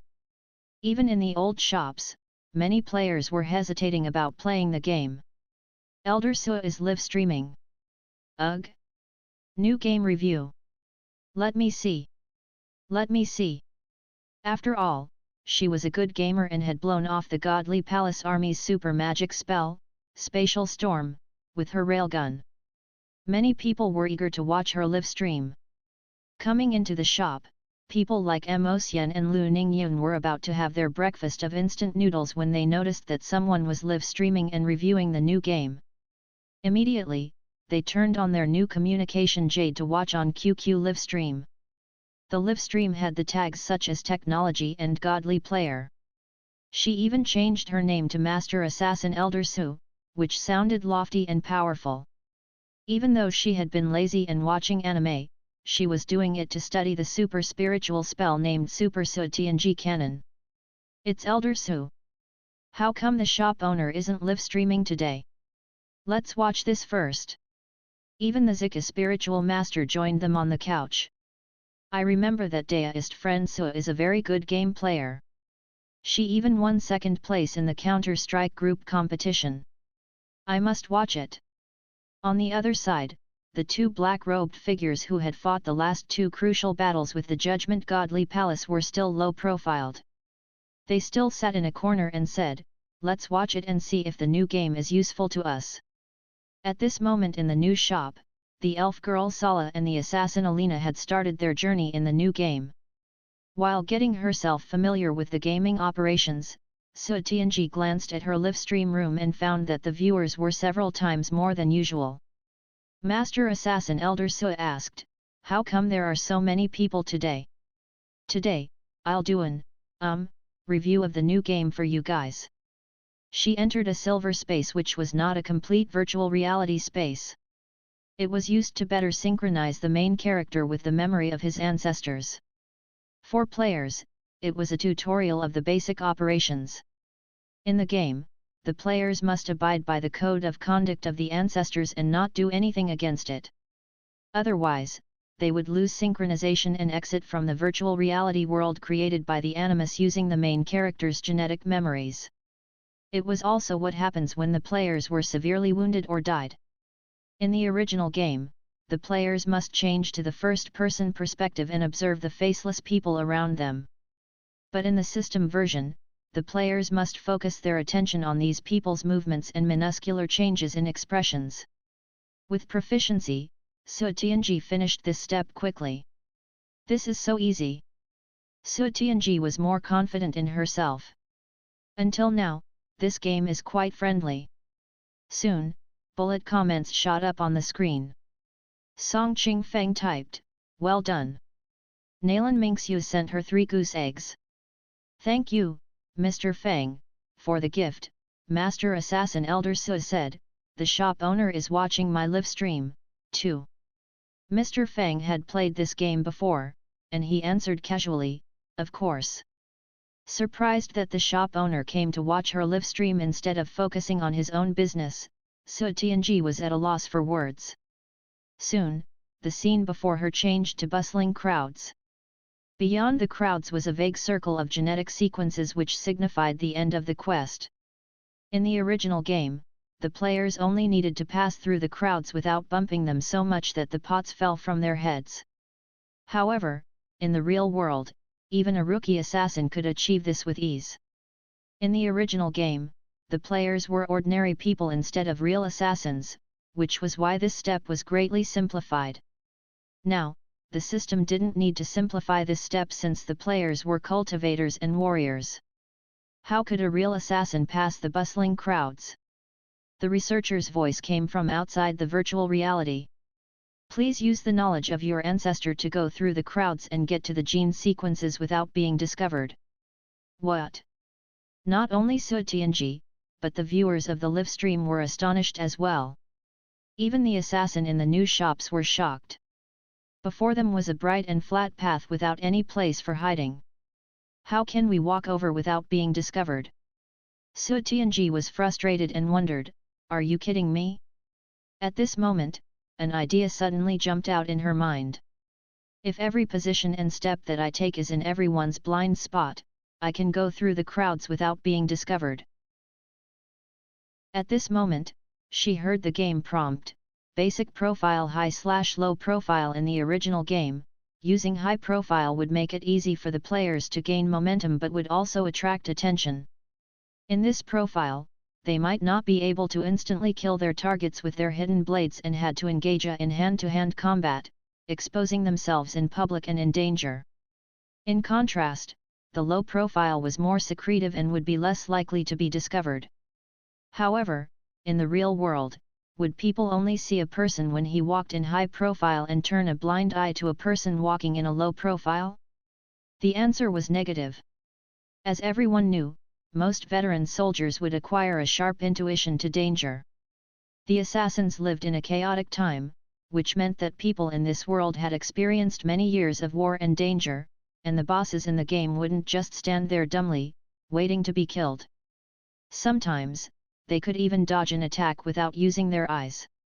Now that the players had synchronized with the basic skill of visual deception, they must synchronize the basic skill of sense deception and detection. At this moment, the players faced a soldier and were required to walk over directly and toss him into the gene sequences before them. They must show no murderous spirit or hostility. Standing on the edge of the soldier's vision, they must adjust their presence and other things to merge into the surroundings, giving the soldier the impression that they were only a harmless passers-by, a stone or a wall. Even grand cultivators and warriors wouldn't pay attention to such people and things, let alone an ordinary soldier. Soon, the audience watching the live stream saw that Su Tianji controlled the main character to walk up to the soldier, who looked like a blind person, and grab the ladder before tossing him into the gene sequences. The synchronization was finished.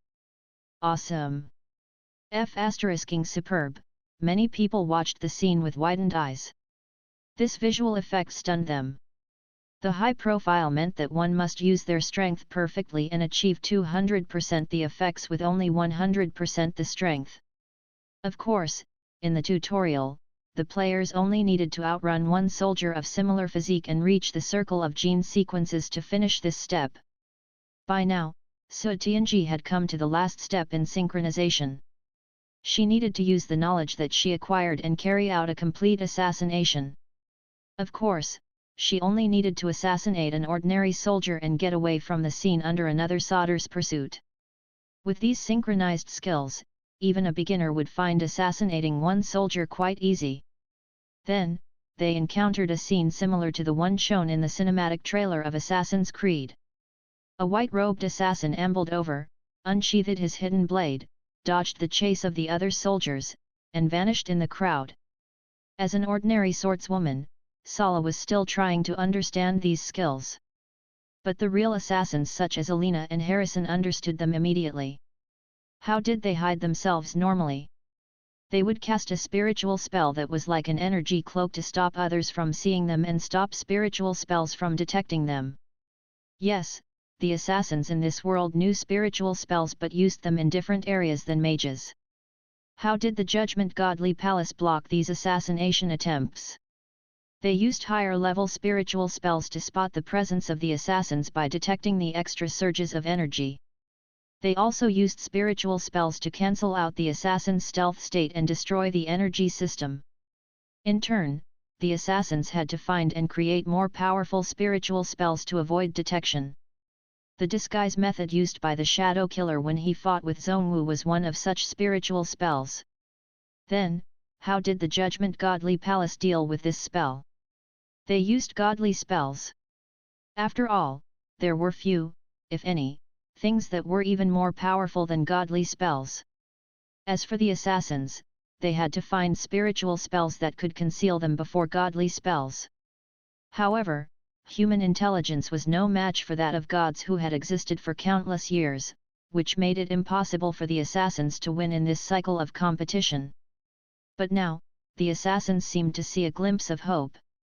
At this moment, Su Tianji continued to watch the cinematics of the game in which the main character Altair, who had great talent and became a master assassin in his 20s, botched a quest due to his arrogance. In the mission of retrieving the Piece of Eden from Solomon's temple, he violated 3 tenets of the Assassin's Creed, which were killing an innocent old man, exposing himself, and leading the Templar Knights to the headquarters of assassins, endangering the Brotherhood. At this moment, well, now, I'll demonstrate to you guys how a master assassin eliminates a target with a perfect assassination. Having finished the tutorial and a smooth assassination mission, Su Tianji was full of confidence. We must not repeat Altair's mistakes, Su Tianji said solemnly. Now, let me demonstrate what a true master assassin does. She looked quite professional. At this moment, Templar Knights had killed their way into the village. Watch carefully. This Templar Knight is dressed luxuriously and must be a high-ranking knight. Su Tianji found one Templar Knight. Now, we must adjust our position to the blind spot of his vision. The audience watched attentively. Let's walk toward him, Su Tianji said. Watch how I assassinate the target. This distance is good enough. Su Tianji walked forward directly. Then, she leapt up high like a huge eagle sweeping down from the sky, striking her hidden blade toward the vital organ of the Templar Knight. Ding! A sword light flashed. It parried and then turned in a twist. She was instantly killed by a parry strike. On her screen came the message, desynchronization. Seeing the black and white image on the screen, Su Tianji was at a loss for words. She was extremely frustrated. Awesome! Master Assassin Elder Su. Instant kill with one sword strike. Unrivaled. Awesome! Awesome! Bullet comments flooded the screen. No. How come the skills that I've learned are useless? Su Tianji yelled while slapping her hand on her thigh. Calmly, the Templar Knight withdrew his sword. You only passed the tutorial and want to show off your skills in front of me now. Thanks to Song Ching Feng for 66 goose eggs, thanks to Mr. Fang for 99 goose eggs. He, Su Tianji said, it doesn't count. It doesn't count. Oh. The mentor is calling us to make the leap of faith. Let's switch. For the assassins in the Morning Light Empire, they were drawn to the game by something indescribable, which might be a spirit or a will. It was vague, but Alina was sure that she could find it here. For elves, the throbbing of freedom was something that drew them in. Whenever she saw assassins leaping down from the tall towers and castles like flying eagles, Sala was always struck by a sense of glory. It was a beautiful feeling. I can't believe that I'm going to make this leap of faith too. She clenched her hands, feeling a bit nervous. After the Templar Knights had followed Altair to the assassins' headquarters, the mentor arranged for him and the other assassins to leap down the high cliff with a leap of faith, so they could take a detour to the back of the Templar Knights and activate the pre-arranged traps and defense mechanisms. Many other players had come to this part at this moment, including Alina and Harrison, who were assassins in the real world. It's really a moment of glory. While lamenting, Alina climbed up the tower. In the old shop, Su Tianji had also climbed to the top of the tower. Standing on the extension plank on the top, she looked at the distant mountains and spread out her arms like a white bird that was flying. It was a beautiful and romantic scene in her mind. As a romantic and artistic clan, the elves understood this romantic feeling. They all recalled the cool and smooth moves of those white-robed assassins in the trailer who spread their arms toward the wind as if they were embracing the sky and the distant mountains. The ground below the tall cliff was covered by thick layers of hay. For real assassins with faith, they didn't even need any buffers or cushions. Standing on the plank, Sala felt the mountain wind brushing over her face with her eyes closed. It seemed like she could move forward by one step and enter a paradise. Everything turned silent. I won't take the step forward unless I'm crazy. Then, she suddenly plunged down. Ah! She screamed all the way down. On her screen, an assassin flailed his arms and legs while plunging down from the sky. She landed on the ground face first. Ah, ah! One after another, the assassins stuck their heads out from the hay with straws all over their faces, and they looked around with confusion in their eyes. In Su Tianji's live stream room, the audience saw an assassin plunging into the pile of hay head first with 2 feet waving outside. Will you let me out? Where's the shop owner? Looking at her screen, which had turned black and white again, Su Tianji was extremely frustrated. While looking around, it seemed like she was looking for weapons to grab. It was totally different from what they had seen in the trailer. How could the leap of faith look like that? They were deceived. Completely deceived. In the live stream room, cool Master Assassin. Landing on your face with a leap of faith. Unrivaled. Nalan Mingxiu sent you 10 goose eggs. Mr. Fang sent you 20 goose eggs. Su Tianji had the urge to throw goose eggs at Mr. Fang's face. She even suspected that the trailer had only shown the first part of the leap of faith, and all the assassins had in fact fallen to the ground this way in the second half of the leap. Su Tianji rubbed her face. This is... As a real assassin, even though the process was tough, Alina finally stumbled her way to the assassination, a real assassination mission. To punish Altair for breaking the tenets, botching the mission, even leading the Templar Knights to their headquarters, and causing death to many assassins, the mentor let him experience death. Of course, the mentor didn't kill the disciple who he had trained with care. Instead, he used this near-death experience to warn him. After taking away all his strength and equipment, the mentor sent him to kill the 9 leaders of the Templar Knights. As an assassin, Alina was confident in herself. Therefore, she set out. To avoid landing face first as she had done before, she didn't leap down from a high point. Instead, she sneaked into the place. There were many people in the market. Alina felt like she could copy the scenes shown in the trailer in which the white-robed assassin walked through the crowd, attacked with a long sword and the hidden blade at the same time to kill the target, and then vanished. The neat and smooth killing skills were very dashing. For real assassins, the feeling of easily killing targets was very enjoyable. She planned these moves in her mind. Then, she pushed through the crowd and walked up. 10 seconds later, desynchronization on the screen, the assassin was knocked down to the ground by a large group of people. Damn it! 1 day later, 2 days later, Su Tianji slammed her hand on the table. Sir! All the players shouted, Sir! What is wrong with this assassin's creed? In the trailer, the leap of faith looked as free as a flying eagle. But when we did it, we fell like a moron with flailing limbs. Some of us even landed face first. In the trailer, the killing was done silently and instantly. But when we did the missions, we swaggered out from the blind spot of the people's vision, unsheathed the hidden blade, and were instantly killed. In the trailer, the assassin walked into the enemies alone and killed them smoothly with a hand crossbow and a hidden blade in their hands. In contrast, when we tried the missions, we were killed and lost synchronization when we pushed through the crowd and shot while attacking with both hands. Sir! You deceived us! We're not playing as assassins. Even Alina felt like she couldn't play as an assassin anymore, let alone cultivators like Su Tianji. Sir! Mr. Fang immediately received a protesting message from Su Tianji. Take my cannon strike! Then, she sent him a screenshot of when she used Super Su Tianji cannon in combat. Obviously, someone had taken this picture at the risk of their lives. This cultivation mystical realm of yours is a scam, even Elf Sala protested. She had practiced the leap of faith for days now. Her face was now even swollen due to repeated falls.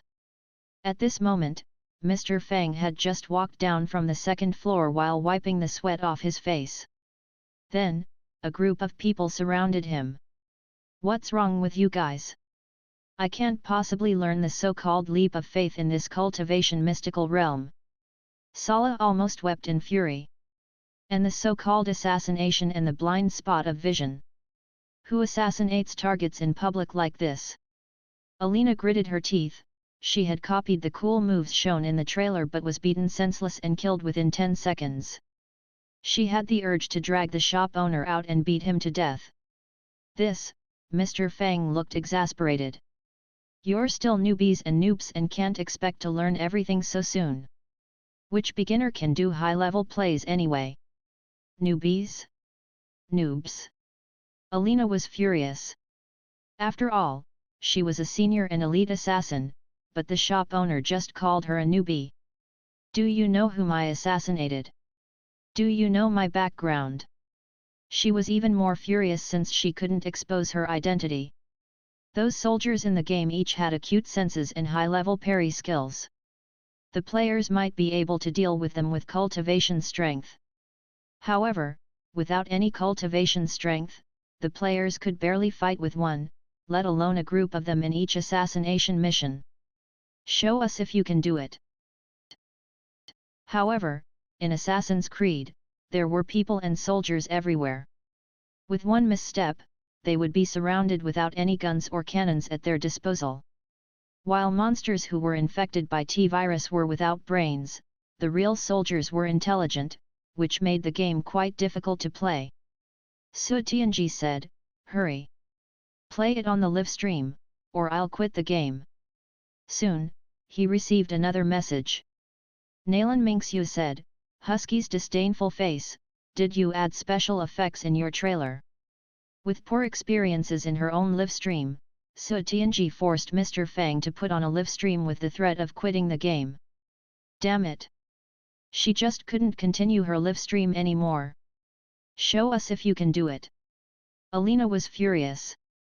In the new shop, many people stood around the counter. As the owner of the shop, Mr. Fang didn't want people to say that he had added many special effects in the trailer of the game. So, Fang Qi sat down before a computer and turned on the game and the big screen live stream, which was Mr. Fang's privilege. Hey! The shop owner turned on the live stream. In the old shops, Su Tianji, Zhang Xiaoyu, Song Qingfeng and the others all sat on the couches in the lounge area. After all, Mr. Fang hadn't done a live stream for a long time. A real assassin, Alina bought a box of spicy sticks. Regardless if the games in the shop were good or not, she found that the spicy sticks were quite delicious. She watched the live stream while eating. Of course, she was just here to watch how the shop owner would fail since she didn't believe that anyone would have better assassination skills than her. Standing behind her, the elf girl Sala watched the show with a cup of milk tea in her hand. All the members of the Golden Griffin Knight Legion walked over with sulky expressions.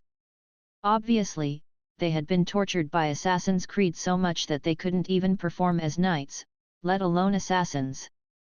They wished that they had gone to try Dolan Workshop's new Cultivation Mystic Realm instead. At this moment, Mr. Fang entered the game and got ready. Altair stood on a tall tower, looking down on the whole city like an eagle. Ugh! Where's this place? Obviously, Mr. Fang's map was different. Most players had just come to the first assassination mission in which there were mostly low residential houses and no guards on the roofs. However, in Mr. Fang's map, they could see a huge harbor zone with Byzantine-style buildings. Also, many archers hid in concealed places on the roofs. On the main roads and ships stood many Templar knights. In previous missions, there were more ordinary people and fewer Templar knights. This mission was clearly different. Looking forward into the distance, people could see about 10 Templar knights surrounding several white-robed scholars and yelling at them. How come there are so many of them? Sala was astonished. Where's this place? Alina exclaimed too while her hand was feeding spicy sticks into her mouth, and her eyes stared at the screen intently. When they played the game, they had seen bustling crowds and could hide themselves among the ordinary people. Besides, there were no secret guards on the roofs or so many Templar knights. Of course, Mr. Fang's game progress was much faster than others. By now, due to the repeated assassinations, the Templar knights began to suspect that the scholars were accomplices of assassins since they all wore white robes. From the distance, they could see a scholar being knocked down. Ugh! How did the shop owner go there? Soon, they saw Mr. Fang coming to the pier. What assassin is he? Alina was enraged. The tutorial had told them how to get into their opponent's blind spots of vision. Even if they couldn't sneak up this way, they must keep themselves in concealment. But now, she saw Mr. Fang just walking up directly. Loud whistling sounds came. Obviously, the archers on the roof had shot out more than one hidden arrow at him. Meanwhile, a nearby Templar Knight was charging at Mr. Fang with a saber. Do you know how to play an assassin? Alina demanded. She thought that he was a big moron. Mr. Fang looked impatient. On the screen, Altair turned his body and whipped out his hidden blade with the momentum of turning. Then, the Templar Knight clutched his own neck while blood gushed out from his fingers. 2 more Templar Knights dashed up. On the screen, Fang Qi controlled Altair to move to the side, blocking them with his left hand while whipping out his right hand. The 2 soldiers fell to the ground almost simultaneously. Altair continued to walk toward his target without stopping. A Templar Knight sneaked up to him silently and raised his sword with both hands. Altair turned and parried the attack. Following the momentum of the counterattack, he sent the sword into the knight's chest. Not only Sala and the members of the Golden Griffin Knight Legion, but the assassins were frozen by the scene as well. The smooth killing skills and the elegant moves looked as easy as if he were strolling around. Is he moving exactly the same as the character in the trailer? While killing the knights, Mr. Fang said, "Don't assassinate, use Muzu. There's not much time in life for you to achieve total synchronization. If you hate him, then kill him. Killing all the witnesses is the perfect assassination. Sneaking up is no use because you'll be discovered sooner or later. If someone sees you, just kill him, either with your sword or throwing knife if they are far away. The worst that will happen is losing synchronization, but losing synchronization is the norm while you play the game." TL note, this is a dig at Assassin's Creed since players feel like the game's stealth feature is lacking. Instead, it is a great fighting game like Dynasty Warrior. That is where the reference Muzu comes from. Before he finished his monologue, the ground was covered by bodies. Meanwhile, more Templar Knights swarmed towards him. Mr. Fang continued to hack and slash. Everyone was at a loss for words. How can you play an assassin this way? Alina almost went crazy. The second tenet of the creed for assassins is hiding yourself. You are breaking the creed and will certainly lose synchronization. Alina said loudly. After all, assassins would lose synchronization not only in death but also when they deviated from the character's code of conduct. But a moment later, when all the Templar Knights were killed, she saw a prompt appearing on Mr. Fang's screen, "Mission accomplished." Alina gaped at the screen. The mission is completed. Can we do it this way? The assassins felt like crying. Alina had the feeling that Mr. Fang had played the real Assassin's Creed while biting into a spicy stick, she thought that maybe she had been playing Assassin's Spicy Sticks. Some players hadn't gotten the chance to watch Mr. Fang's live stream. For example, Ning Bai had just finished her gameplay and sent a message in the group chat for Assassin's Creed in QQ. How come Assassin's Creed is so difficult to play? How did you guys do the assassinations? Song Ching Feng posted a screenshot of Mr. Fang's live stream, showing Altair standing over dead bodies all over the ground. Perfect assassination. PU. At this moment, there were hundreds of assassin players in the new shop. As for the old shops, many players were still playing online games.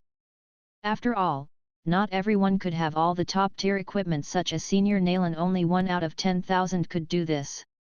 The total number of players for Assassin's Creed in the 3 old shops was only a little more than that of the new shop.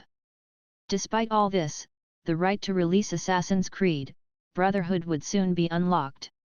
Alina was now extremely frustrated. She was certain that the shop owner was making excuses for his act, but she found it was hard to dispute with him. Should I play an assassin in this way too? She began to look at the word assassin in a new light. As a young peace-loving elf, Sala was obviously not misled by Mr. Fang. Still, she found Mr. Fang's battle method inspiring. It seems the game had anticipated the potential failure of sneaking up and prepared some methods to deal with it. They included the powerful battling skills that Fang Qi used when he killed his way into the crowd. Except for Fang Qi's own combat skills, parrying was a crucial skill that the game contained. Parrying was a counterattack skill where the player could block the opponent's sword and make the latter lose balance from the momentum before striking their vital points. This method was similar to Devil May Cry's release skill. However, few humans could have the fast reflex that release required. In the long time that Devil May Cry had been available, only Ning Bai could use it in real battles. Even Mr. Fang didn't like to use this method in real battles when he wasn't completely synchronized with Dante, and Nalan Hongyu hadn't mastered it, let alone others. This method could only be used by those non-humans whose physical attributes were much more superior than humans. If ordinary people used it, they would get killed most of the time. But parrying was different. Even ordinary people could learn this skill, which was a high-level method to transfer the incoming force to attack the opponent. When one parried with a sword, even if the move failed, they could still protect oneself by blocking the opponent's attack, which made the skill highly safe to use. Besides parrying, Altair, as a master assassin, had high-level combat skills, especially when he engaged in hand-to-hand combat with other people. Human life was fragile. With a sharp weapon, one could kill a master without using any force when their aim wasn't off. This master assassin excelled in all kinds of efficient killing skills. Whenever his opponents made a minor mistake, he could make a kill easily. These skills had merged into his genes. Elves were never a dogmatic race. Sala thought that these combat skills might be useful in the future. However, her top priority right now was the leap of faith. Regardless of how she jumped, even with the buffers such as grass and layers of hay, she almost fell to death after each leap. Although it didn't affect her game progress, it greatly dampened her enthusiasm for the game. Why can't I make a graceful leap of faith? Sala was frustrated. She had watched the shop owner jump almost the same way as the character in the trailer. Since the leap of faith wasn't fake, it only meant that she didn't do it right. Without the support of faith, the leap of faith meant death. As a smart elf, Sala finally thought about the leap with faith. Meanwhile, Alina, Harrison, and the other assassins had also made the connection while doing the leap of faith repeatedly. But they were still puzzled. After all, assassins didn't believe in gods. Then what was their faith? Another thing that puzzled her was that when Altair did the assassination missions in broad daylight, he exposed himself to the Templar Knights, which meant that he broke the second tenet. But why didn't he lose the synchronization? Controlling Altair, she assassinated again and again. But she still didn't understand what the assassin's faith was. Like Altair going to Solomon's temple with arrogance and conceit, Alina had gone through assassination missions with pride belonging to this world's assassins. After each successful assassination, Altair would have a mental conversation with the target. In the world of Assassin's Creed, assassins and Templar Knights fought with each other over the pieces of Eden. The Templar Knights wanted to use this advanced technology created by the first civilization to control the minds of humans and thus make an orderly world where people's spiritual world was the same. However, assassins thought free will was the thing that humans truly needed.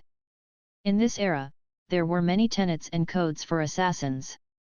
Altair had broken the three basic tenets before. For Altair, he had only one creed: nothing is true, everything is permitted. When Altair eliminated the targets, who were Templar Knights one by one, their words before death made Altair reflect on the code of conduct, purpose, and meaning of being an assassin. He realized that the creed of nothing is true, everything is permitted was right, but it didn't mean that he could be arrogant. Altair finally shed his arrogance and conceit and grew into a clear-headed and wise assassin, embarking on the journey to a true master assassin. Of course, even though Mr. Fang killed all the witnesses and called it a perfect assassination, he didn't mean that everyone should assassinate this way. Instead, he tried to tell the players that they must use their own brains, instead of following others' paths. This was the meaning of nothing is true, everything is permitted. Alina had been very proud, but as Altair's reflections went deeper, she fell silent. Meanwhile, Sala and other elves, the Knights of the Golden Griffin Knight Legion, and the mercenaries in Kanglan City fell silent as well. They suddenly realized that Assassin's Creed wasn't just a cultivation mystic realm teaching them assassination skills. It allowed them to experience a pearl of wisdom. In the ordinary difficulty level, Altair had recovered all his strength by now, making the battles less difficult than she had imagined. After defeating his mentor, Altair said to the Piece of Eden, "What do you bring to us? Faith or destruction?" When Sala saw this, an indescribable sadness spread in her heart. When other people's minds are blinded by the so-called truth, remember nothing is true. When people's actions are limited by morality or law, remember, everything is permitted. This was the respect for free will. Only with it could human civilization make continuous progress. This was the assassin's faith and soul. Only with this faith could the assassins break free from the complicated tenets and rise again and again despite repeated corruption and falls. This was the inspiration that Altair, the first master assassin in this series, had obtained and passed down. He's a truly great master. Elf girl Sala hadn't cleared the stage yet, but her slow progress in the game didn't stop her from watching the final video after other players finished the game. From now on, she began to see these assassins in a new light. The faith needed in the leap of faith wasn't faith in any gods but rather in free will. Awesome! Sala had never expected that a cultivation mystic realm would give her such deep inspirations. She was eager to introduce it to her people in the Silver Moon Forest. Since they shared the same craving for freedom, Sala was sure that they could understand the meaning shown in the game. Having reached the end of the game, Alina froze for a long time while something dawned on her. She finally understood why these master assassins had never looked lost. Were they stronger than the Templar Knights? No. But their faith had always been firm. For the old players in the shops, they might not follow Assassin's Creed, and many of them just took it as a game, but it didn't stop them from admiring these white-robed assassins fighting for free will. At this moment, Alina stood at the assassins' headquarters of Maze Yaf in the game. The mountain was still grand and vast white clouds floated around it. Looking down, Alina could see gurgling creek below the high and steep cliff. At this moment, the stone platform which she had crashed down heavily onto so many times looked very tiny. It felt like anyone would be smashed into pieces if they made a misstep. Alina stood on the plank that was extending from the tower. She spread out her arms, and she leaped down like an eagle flying freely in the air. Meanwhile, Sala also stood on the top of a tall tower. Like an arrow, she leaped down decisively. Shirk! In the gust, they seemed to hear an eagle's clear shriek. They landed perfectly. I did it! Sala looked at herself in disbelief. Although the previous leaps didn't kill her, she had been smashed senseless by the crashes. But this time, she had landed perfectly. It's unbelievable! Assassin Alina watched her leap of faith in surprise. She did it! Awesome! In pleasant surprise, she covered her mouth in stupefaction, not daring to believe her eyes. Lance, the captain of the Elf Guardian team, was also standing at the bottom of the valley. He inhaled deeply after his perfect leap of faith. It's a wonderful feeling. Oh! I did it! The young men from the preparatory team of the Golden Griffin Knight Legion cheered. I want to try it in the real world. Sala said. Me too. It's so cool. Helen said in excitement, I want to try it now. At this moment, Commander Elvin was still trying his leap of faith in frustration. I nearly broke my legs again. It was comforting that he had made some progress. In the previous attempts, he had always lost synchronization after being paralyzed from the leap. He took off his virtual reality headset and glanced around. Ugh! How come they're all gone? Wait for me. In the beautiful Kanglan city, which was located beside a river and a mountain, the castles in the middle were very eye-catching. It was the aristocratic zone of the city, and the city hall and other administrative offices were all located in these castle-like buildings. It was the highest point of the city. At this moment, on the top level of the huge bell tower of this castle stood a row of people. Like Altair, they leaned forward, stepping on the outmost stones. The gusts at this height flapped their robes and clothes against their bodies. They looked forward and saw the screen-like mountains in the distance and the sparkling lights on the peaceful lake at the foot of the mountains. In the streets of the city were bustling crowds and horse-drawn carriages. Looking down, they could see the base of the bell tower that looked tiny from up high. On the ground were piles of golden layers of hay. Although assassins with firm faith didn't need any buffers, it was their first leap in the real world after all. The feeling of freely flying in the air without any restrictions from any forces was exhilarating. Sala closed her eyes subconsciously. In fact, Helen did the same. As an extremely artistic and romantic clan, the elves understood this romantic gesture. Captain Lance also closed his eyes and wanted to try it. They all closed their eyes, enjoying this feeling. Meanwhile, the people below them yelled, "What are they doing up there?" No idea. They seem to be members of the Golden Griffin Knight Legion and the elves who came to visit our city a while ago. What are they doing up there? Only a few people were around the bell tower. But soon, many people showed up. Elf girl Sala seemed to find the feeling and leaped down from the bell tower before the others. Then, the others fell like dumplings that were being dropped into a boiling pot. No. Commander Elvin is leading the members in his legion and the elves in a group suicide. The audience froze in fear. They were so scared that their minds turned blank. Then, she felt like something wasn't right. Ah! With legs and arms flailing, a large group of people fell from the sky. Thud! The whole place went quiet. A while later, heads began to poke out from the layers of hay, and they looked around in confusion. The audience in the area all fell silent. Despite their great strength, the members of the Golden Griffin Knight Legion and the elves still felt as if their butts had cracked after falling from such a great height. That sly shop owner. They felt like they were tricked again. What was more? Looking around the audience, they thought to themselves, if this news gets passed back to Silver Moon Forest, my later years as an elf will. The elves were terrified just thinking about it. Ah! Sala and the other elves felt like dying. Frightened, Commander Elvin stepped back. Looking at the elves and members of the Knight Legion who had crashed onto the ground, he stood on the top of the bell tower, combed his wind-blown hair, and said calmly, "This is a new training method for my legion. Obviously, they haven't totally understood the skill. I'm sorry for the disturbance that we caused you. Go. Hurry." Elvin's face turned livid. He had almost made a perfect leap in the cultivation mystic realm, but standing here, he felt like something was not right. "Sir." By now, Mr. Fang had cleared Assassin's Creed 1. Suddenly, he heard a yell from outside of the shop. Then, a group of people strode in with fierce expressions. The aristocrats and elves walked in, looking disheveled. Some of them even had straws on their head. What's wrong with this leap of faith? Sala felt like crying.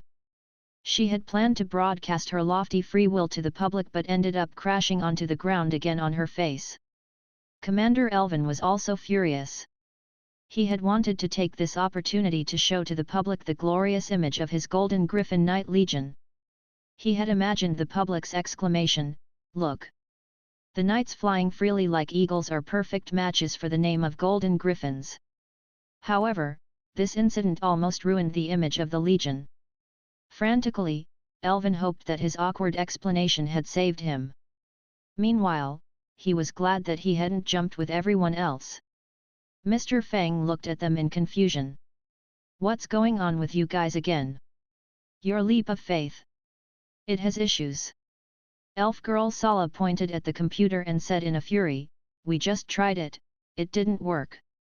Mr. Fang swiveled to face them while sitting in his computer chair and asked them with a serious expression, "Who is the main character that you control in the game? Why do you ask this?" "It's Altair," Sala said with conviction. "How can you talk about the leap of faith without understanding the basic plot of this game?" Mr. Fang said, "The main character is Desmond, the modern-day main character who was forced to enter the Animus to receive his ancestors' memories, and you tell me it's Altair." Everyone froze. Soon, Sala reacted and replied in anger, "Sly shop owner, don't distract us. It has nothing to do with the leap of faith." Fang Qi pointed at the character in the computer and said, "It means that you're Desmond in the game instead of Altair. Did you see Desmond make the leap of faith?" The members of the Golden Griffin Knight Legion and the elves shook their heads. "That's it." Mr. Fang shrugged his shoulders. "Then, why did you think that you can make the leap of faith? Blind self-confidence." "Hey!" Even Sala and the other elves felt dizzy by the logic in the shop owner's words, let alone the members of the Golden Griffin Knight Legion. Thinking for a while, Sala asked dizzily, "You mean we can use the leap of faith after Desmond masters it? Then, when will Desmond master the leap of faith?" Commander Elvin asked immediately. He also heaved a sigh of relief. Anyway, the leap of faith wasn't a scam. Otherwise, he would think that his intelligence had been insulted if he were fooled. It was comforting to know that the leap of faith was at least a real thing. At this moment, Mr. Fang wrote on the small blackboard, "Assassin's Creed, Brotherhood will be released soon." Assassin's Creed, Brotherhood. A true assassin, Alina walked up, and so did the other assassins. In fact, except for Sala who had paused here and there to enjoy the scenery and study the leap of faith, the others had all finished the game. After getting familiar with the game, the elves, as well as the knights who were born in the city famous for its combat techniques, had both the talent and skills to finish the game. "When will it be released?" Sala asked in disapproval. Having finished their errand, these elves should have returned home long ago. They had stayed here just to play Assassin's Creed. They had played it for over 10 days now. Now, they had to wait some more. "If the release date is too late, we'll have to give it up." Sala said, "Right, Captain." Oblivious to the few straws clinging on the back of his head, the handsome and elegant elf captain raised 3 fingers crisply and said, "I think we'll wait 3, looking at his fingers and then the eagerness in the eyes of the other elves, he added 2 more fingers. 5 days, if it's not released in 5 days. Sala calculated with her slim fingers and thought, should I beg the captain to wait another 5 days? Right. I think we'll wait for 5 days at the most. The elf captain vowed, oblivious to the calculations in the minds of his teammates. Besides, Sala asked, can you sell the Cultivation mystic realm to us? I think our people in the Silver Moon Forest will like this mystic realm too. Sala wanted them to feel the wonderful sensation of the leap of faith. Mr. Fang said, I don't sell anything. If anyone wants to experience it, they must come here. What? Why? Sala wailed. After all, the Dulin Workshop had worked hard trying to introduce its Cultivation mystic realm into the Silver Moon Forest, but this shop owner even refused her offer to promote for him. Do you know how to do business or not? Even Alina couldn't help but comment in disdain, you'll lose money if you do business this way. Chapter 621 I heard you found clues to the assassins who tried to assassinate Luther. Humph. If the new game isn't released in a few days, we'll go and try the new mystical realm released by the Dulin Workshop. One knight of the Golden Griffin Knight Legion said with a snort.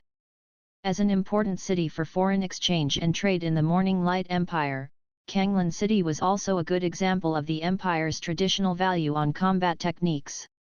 The Golden Griffin Knight Legion was the city's highest-level guardian force, and Commander Elvin was a powerful late-stage level 7 warrior. In the Legion, there were several high-level mages, and even the ordinary knights were on and above level 6. The legion commander position of the Knight Legion was usually appointed by the Himia family. The Himia family attached great value to cultures and arts and had been promoting cultivation mystical realms, playing an important role in strengthening the warriors and mages with great combat techniques.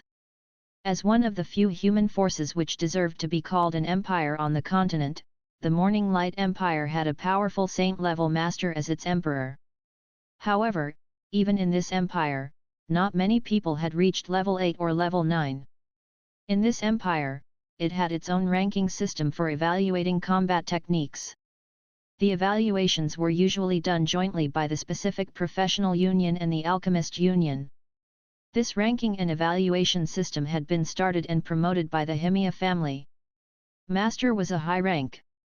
Below it, there were 4 ranks including high rank, middle rank, low rank, and apprentice. Those who were called masters had high-level comprehension of combat techniques. For example, this old man with short grey hair was one of them. Lately, that elven is getting more and more out of hand. The old man wearing black aristocratic clothes said in disapproval. What did he do? In a clean and tidy study room inside a grand castle, a dignified middle-aged man in black silk clothes sat on a chair before a desk piled with documents and files. His broad forehead and blazing eyes showed his unusual intelligence. In one glance, people would see that he was a man with great vision. His stupid training method, jumping from the bell tower. The old aristocrat said with a snort, "It is a disgrace." Instead of talking about this issue, the middle-aged man asked, "The elves have finished their business here, right? Are they still in the city?" "Yes, my lord," the old man said, "they are close to Miss Helen. I wonder what this elven is up to." Even Miss Helen joined this moronic, "Okay." Hearing her name, a faint genial smile appeared on the middle-aged man's face while he looked at the sunshine that was pouring into the room through the windows. "I got it, Mr. Basak. If that's all, I'll take some rest now." The old man said in reluctance, "Yes, my lord." After the old man was gone, the middle-aged man walked to the window and looked up at the sky while murmuring to himself, "This world is bigger than we can imagine. Sometimes, we encounter things that are unexpected." The mercenary tavern was boisterous as usual with all kinds of people coming and going. They traded rumors in the city, information about magic beasts, and news about the mystical realms. At this moment, a few weirdly dressed people walked in. They all wore pure white robes. They all wore wide yellow leather belts on which hung 2 daggers and a leather-sheathed long sword. The white hoods concealed their heads, revealing only the lower half of their faces. They looked secretive, but the white robes gave them an elegant and pure look of scholars. While the white robes made them stand out from the crowd, the hoods kept their faces hidden. They looked mysterious and low-profiled. "Wow, is this the newest style this year?" A young mercenary gaped at these newcomers. "I've never seen people dressed like this before. What profession is this?" "Warriors. They look like mages, but why are they carrying so many melee weapons?" "Cool." A female mercenary dressed in sexy clothes asked, "These cool guys are newcomers in the city." Instantly, everyone in the tavern looked toward them. The female mercenary dressed in sexy clothes walked up. "Do you guys want to have a drink with me?" The man in the middle pulled over his hood, revealing a thin face under blonde hair. He looked around in bafflement. "Crete?" The female mercenary spat out, "Pu. How come you're dressed like this?" an acquaintance asked. "From now on, please call me Master Assassin Crete." Crete said proudly. "Assassin?" The mercenaries froze and then burst into laughter. "Are you serious? Assassin? Do you mean those lowly and filthy people?" A brown-haired man walked up and slapped his hand on Crete's chest while saying with a smirk, "No. No. No. I think you're mistaken, buddy." Crete looked at him in disdain and said, "Brother, you've never heard of Assassin's Creed? Don't be so ignorant, you must come out and get to know the world. Now, even the members of the Golden Griffin Knight Legion are ordering this outfit. Golden Griffin Knight Legion? Assassins. The brown-haired mercenary laughed. Brother, are you still sleeping? I think it's you who need to wake up. With a serious expression, Crete pointed out the door. Several mercenaries were standing on the top of the building across from the tavern. Regardless if they were wearing white robes, they all spread out their arms. What are they doing up there?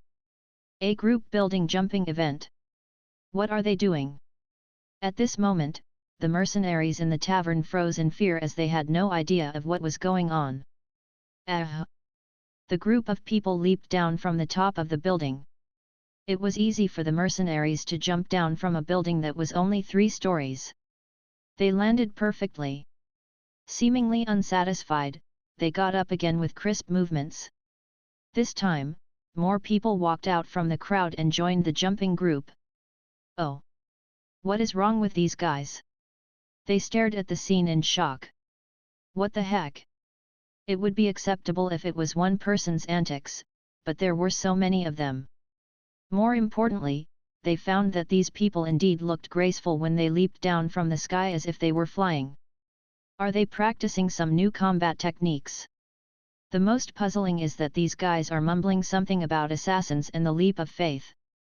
What are those things? As an assassin, Alina usually pretended to be a mercenary and moved with them. But now, she suddenly saw so many fake assassins. I, a real assassin, haven't shown off yet, and you imposters are trying to show off now? Immediately, she climbed to the highest point and thought, I will show you what the real leap of faith looks like. My goodness! That woman! So high! What's happening to this world? The audience was baffled as if they couldn't understand this world anymore. What combat techniques are they practicing? I remember it. The Golden Griffin Knight Legion have done this before. The Godly Palace had always been sensitive to assassins, especially after their attempt on assassinating Luther. These damn remaining evildoers! We must catch them and torture them. A man wearing the knight armor of the Judgment Godly Palace said gloomily.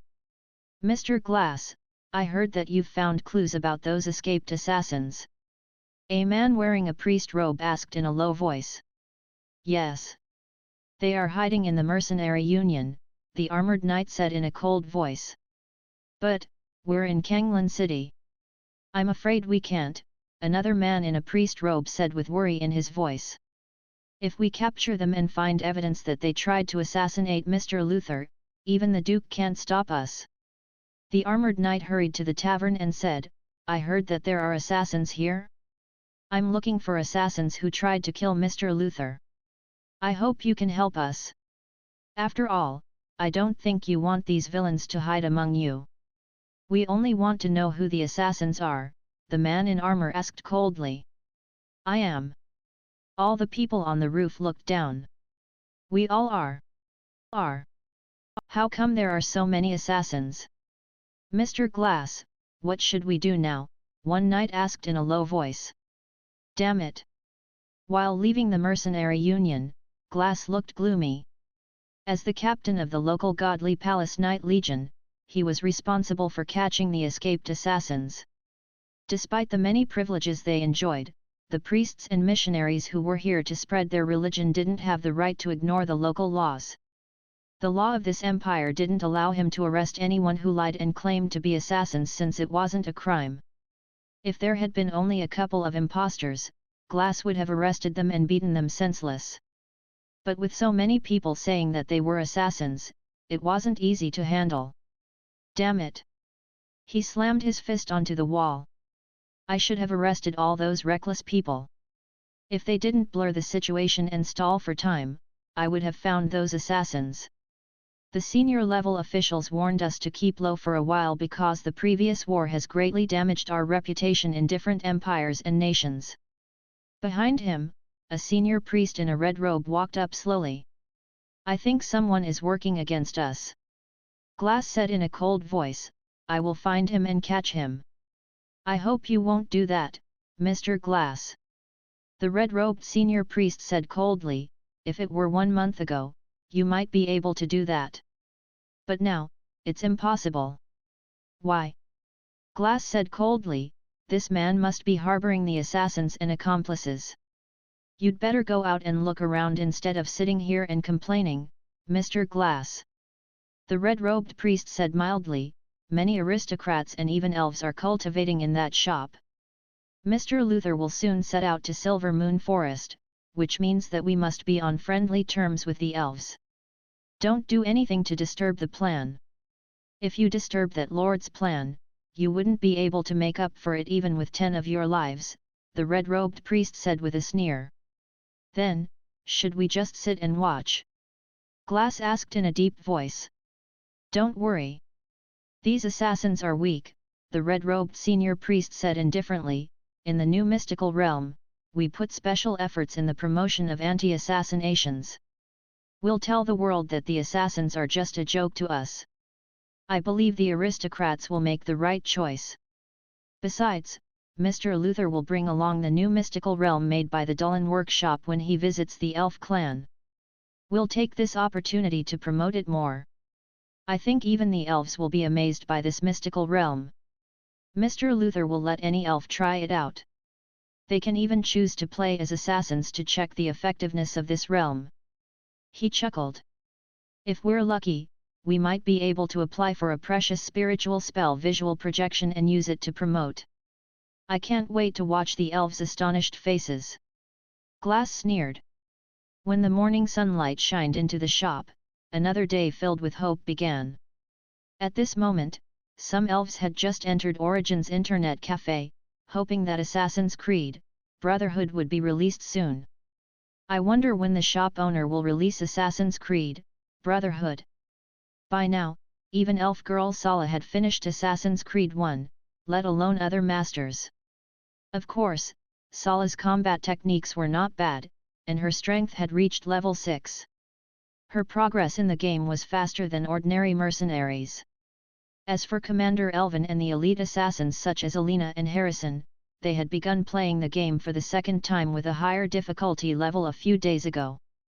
Then, she saw the words on the small blackboard Assassin's Creed Brotherhood yay! It's released. Elf girl Sala stared at the small blackboard in pleasant surprise. The sly shop owner has a conscience after all. As she did each day, she sat down on a chair close to the street. She liked the unique design of the shop. Pulling open the curtains, she looked to the left and could see the prosperous street through the glass wall. The unique layout inside the shop gave people the illusion that they had entered another world. But pulling open the curtains and looking outside, people could see the garden-like city of white walls and red tiles fraught with bustling mercenaries, carriages driven by aristocrats, and patrolling knights. She enjoyed the sight very much. Lounging on the wide leather computer chair, Sala sipped the delicious milk tea. Together with other elves, she paid with the remaining crystals deposited in her membership card and activated the new game Assassin's Creed Brotherhood. Eagerly, she clicked on the icon to start the game and put on the virtual reality headset. As the first game in the series, Assassin's Creed 1 used the 1.28 version Animus, which had limited functions. It told a story about Master Assassin Altair, who went through all kinds of hardships and finally understood the true meaning of Assassin's Creed. Assassin's Creed Brotherhood told the story of another master assassin named Ezio during his prime. In this game, the players could do many more things such as training in virtual reality, playing online with other players, training junior assassins, and doing multiplayer missions. After the flashing logo of Ubisoft, Sala soon found herself back in the lab, still playing as that man named Desmond. The scene was grey, which showed that he was recalling something.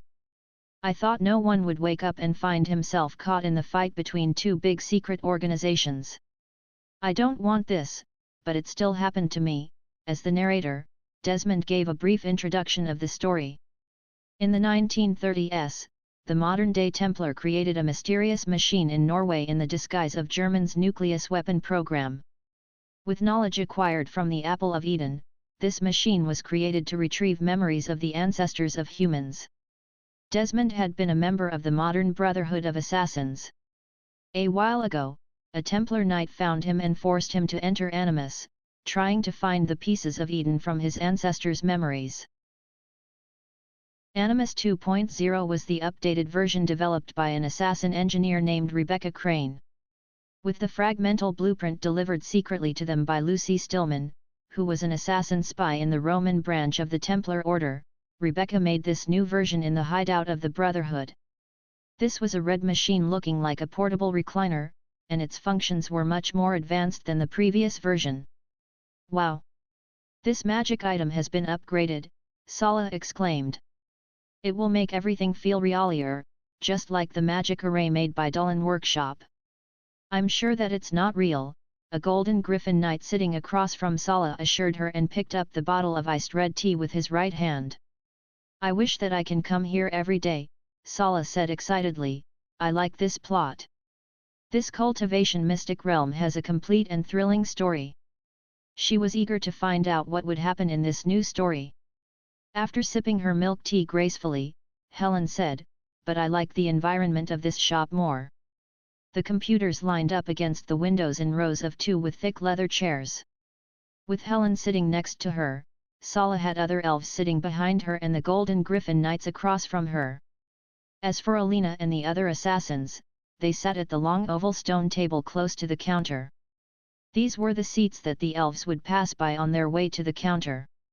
When they had time, the players would walk over and watch others play, cheering for the good plays when they saw them. In contrast, other cultivation mystical realms gave each of the users a private cultivation room.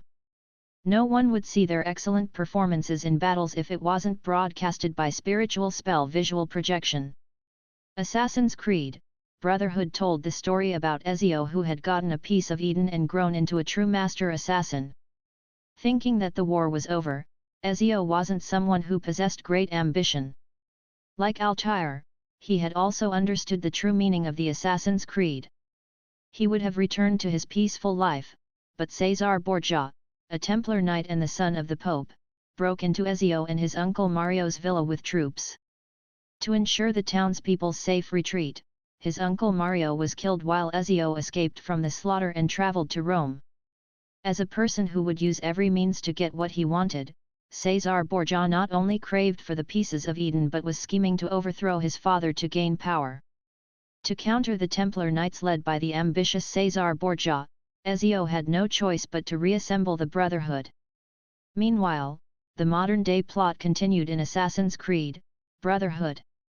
For example, their hideout was the villa left by Mario. The main character Desmond was trained in virtual reality as well. By now, Desmond had learned most of the assassin skills from his ancestors, including eagle vision and the leap of faith. At this moment, Alina had passed the introduction of the game. Before her was a silver-grey memory zone. Soon, she saw training options for different combat techniques such as counterattack, techniques with different weapons, hidden blade assassination, and combo kills. Combo kills was a newly added skill which required swift and smooth movements to kill each target. Any blocking or dodging from the target and missing the vital organs would be regarded as a failure. Meticulous attention to details was a great challenge in the use of combo kill. In fact, with combo kill, Ezio could slaughter a city alone in the original game. The system had recreated this skill, but to master it and use it smoothly without any warrior chi or spiritual essence required the players to have ultimate control of their body. As a master assassin, Ezio could do it. But the players... With a shriek, Alina was knocked down by over 10 well-armed Templar Knights. After passing Assassin's Creed 1, she could deal with 2 to 3 opponents, but it was impossible to kill more than 10 Templar Knights, each with 1 strike. After all, these well-trained and well-armed knights were not morons. Even Alina, who was an assassin in real life, paled when she saw this inhuman training method. Is this training designed for humans? Forget it. After several failed attempts, she decided to check out the plot first and try to learn something by watching how Ezio reassembled the Brotherhood. After all, the assassins in the Morning Light Empire had almost collapsed. They were going to learn the combo kill later. Osh! Failing again, elf girl Sala felt like crying while she stared at the grey screen. Why can't I master it? In fact, she found that this combat technique was quite cool. After all, she was lousy at stealthy movements and could only fight her way to her target. It emphasized the advantage of techniques. It would be so cool to murmur what Mr. Fang said before, which was don't assassinate, use Musa during the process. At the thought that she could return to Silver Moon Forest equipped with this high-level technique, she was a little thrilled. Glancing around, she found that her teammates were also practicing this technique. Oh!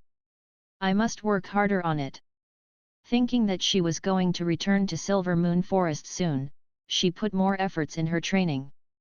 Meanwhile, in the Godly Palace Church in Kanglan City, Mr. Luther and the Masters of Dulin Workshop are about to set off, right? The red-robed senior priest looked toward the distance and said mildly, soon, the glorious light of God will shine into that tranquil and peaceful forest.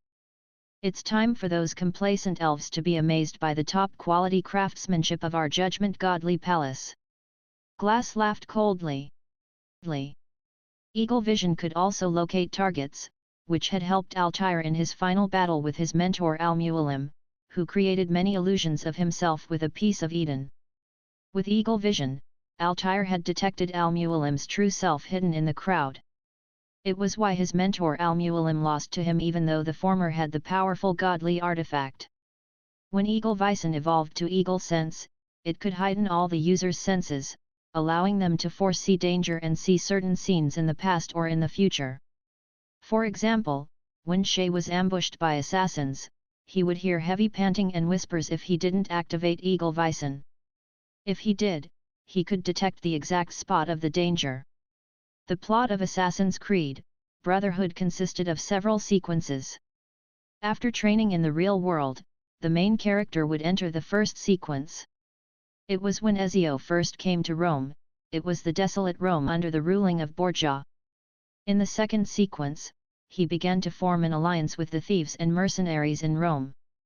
After Ezio had gained his foothold, the game entered the next memory sequence in which Ezio began to reassemble the Brotherhood, recruiting novices and acquiring weapons of war. The ancient world in Assassin's Creed wasn't like the traditional Renaissance era of Earth.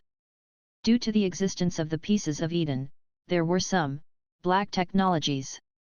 The weapons used in this era were ancient versions of machine guns, gliders, tanks, and marine cannons created by Da Vinci with the knowledge derived from the pieces of Eden. Of course, they were all in the ancient style. Obviously, Ezio had a different personality from that of Altair. The latter was a clear-headed and wise master who was a pioneer in setting the new code of conduct for assassins. His grand life was mainly spent in the battle for the freedom and cause of assassins. However, Ezio was more multifaceted. In Florence, he was sentimental and romantic, looking more human compared to his ancestor Altair, who was a saint in the series of Assassin's Creed. In this sequence, when Ezio saw that Caterina was captured by the Borgia family at the bridge outside Castel Sant'Angelo, the first thing he did was entering the castle alone to rescue her. Across the sparkling wide river sat a wide arched bridge paved with white rocks and lined with 12 statues of angels. Beyond the bridge were a grand high tower and dense buildings protected by the high castle walls. Can anyone break into this castle alone with only techniques and no strength? Alina was excited. It's awesome. After all, when they tried to assassinate Luther, that godly palace wasn't as big as this castle. Breaking into a castle was obviously a huge challenge for one person. In the original game, the players could choose to sneak in or break in from the main gate with force, A.K.A Muzu. Of course, in the system version, breaking in with force would be extremely difficult. After all, there were firearms in this era instead of only arrows, as it was in Altair's time. At this moment, the other assassins were doing this mission too. What do you think? Harrison asked in excitement. The design is awesome, another assassin said, sneaking into such a huge and heavily guarded castle without the aid of any stealth spiritual spells is thrilling. Let's begin. If we can make it a success, I think the anti-stealth spiritual spells and anti-air spiritual spells in the Godly Palace will be useless against us because we won't need any stealth spiritual spells at all.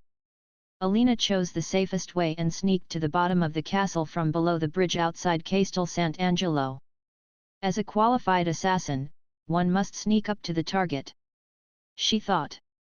Ezio moved swiftly like a swallow flying low under the bridge close to the water. While dodging the guards on the watchtowers, he soon came to the outside of the castle wall. After climbing up the wall, he found 2 soldiers patrolling along the wall close to the flower bed platform. There was another guard standing on the platform. Having just climbed onto the wall, Alina killed one of the patrolling guards with a smooth attack of her hidden blade. Assassin! Assassin! The other 2 guards began to yell in alarm. My goodness! Alina exclaimed, turning pale when she saw many soldiers swarming toward her. Are you guys in? I failed to sneak in. I'm using Muzu now. Harrison yelled. I've killed about 4 soldiers, another assassin shouted. I failed to sneak in, I'll try that again next time. Yah! Drawing out her long sword, Alina yelled and charged at the soldiers. In a flash, she killed one with a counterattack. Wow! This counterattack is awesome! From behind her came elf girl Sala's exclamation. Oh, hearing this melodious praise, Alina perked up with confidence. Then, she lifted her left hand and shot one soldier dead. Next, she hacked and slashed with her sword at the soldiers. Ayah! She used Muzu and battled. Surrounded by enemies, she swung her blade and killed them without even taking a better look. Several minutes later on the screen, Ezio, whose white robe had turned red from blood, heaved a sigh of relief, and Alina said, I've killed about a dozen of them. No one sees me now, I can continue to sneak in. She was on the outer range of the castle, and the soldiers would come in groups of 4 or 5 instead of 10, which meant that she could take care of them and continue the game. Another assassin said. I lost synchronization. Assassin Harrison said, my HP is low, and I will soon lose synchronization. I'll recover first. No one knows where I am now, I'll sneak in. Wow! You killed more than 10 guards. Elf girl Sala exclaimed, awesome! Alina turned her head and saw that it came from an elf girl. Do you want to play together? Alina remembered that they could play the multiplayer mode in the later stage. Okay. Happily, elf girl Sala added Alina as her friend. At this moment, the whole castle tightened its security with the discovery of intruders. Alina still thought that she, a qualified assassin, must do the assassination in a stealthy way. Before the next group of soldiers came, she leaped onto the roof of the castle to avoid them. While she moved on the roof, she witnessed Sasari's ambition and schemes. Are you practicing combo kills and preparing for Muzu? Elf girl Sala asked curiously. No, Alina's pretty face twitched. As a real assassin, she must assassinate in a stealthy way. She said immediately, I'm doing an assassination. Then, she moved along the eaves silently. If I move stealthily, no one will discover me. As a real assassin, she certainly couldn't act in the same way as ordinary people. Alina decided to show the friendly elf girl her true strength. She controlled Ezio to stick out his head and glance around. Glancing at the patrolling guard on the roofs, he took out his hand crossbow silently. Look! I'll just shoot him with the hand crossbow, and he won't see me. Then, she shot out an arrow with her crossbow. He's here! Suddenly, Alina heard a yell. It came from a guard hidden in a spot dozens of meters away from the dead patrolling soldier. Ah! Aware that the elf girl was watching her play, Alina was furious that she was spotted by this sharp-eyed guard. Erupting into action, she dashed over and slashed her sword furiously. My goodness! I was spotted again! Beside her, Harrison yelled, were you guys spotted? No. I'm still sneaking in. With gritted teeth, Alina looked at the bodies lying all around her with a blush on her pretty face. Now, no one discovered me. She continued to move stealthily. After putting down her virtual reality headset, she opened a bag of potato chips and began watching the hot scene while enjoying the chips. Standing behind her, Sala blushed and said, why don't you shoot them? Covering her face, Sala wished that she could burn this despicable couple to death. After watching the mature content, Ezio climbed to the cell which was situated on the top of the tower. Although the original game provided all kinds of handholds for players, the players in the new version had to make their own handholds and footholds by sticking daggers into the wall. It was a test of physical strength and climbing skills. As a skillful assassin who mastered all sorts of related techniques, Alina climbed all the way to the top. This time, she was even more cautious. Holding throwing knives with her left hand and a hand crossbow with her right hand at the same time, she silently killed a guard who was standing on the roof and a hidden guard in the distance. On the screen, a white figure flew down from the sky. Then, Alina controlled Ezio to jump kill a patrolling guard. Awesome! Of course. As a professional assassin, she was talented in this area. Sala, what are you watching? A few other elves walked over. Look at this lady, her assassination skills are awesome.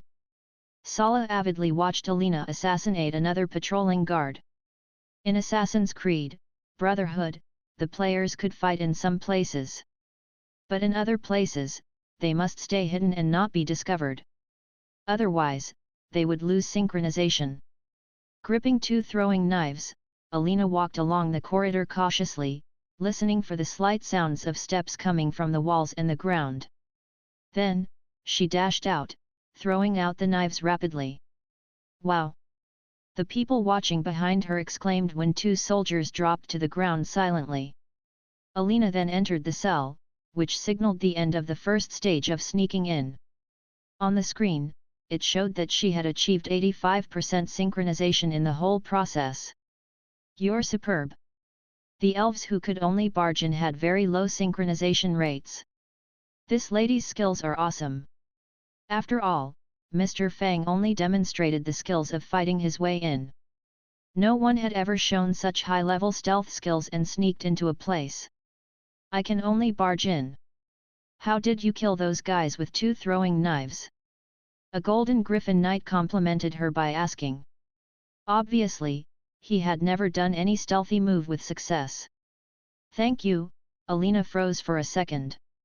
In fact, she had never imagined that assassins and assassination skills would be praised by others. If it were before, she would have been cussed at and accused of being a despicable backstabber. However, today, the people watched and cheered for her excellent and glorious skills in stealthily moving in the dark.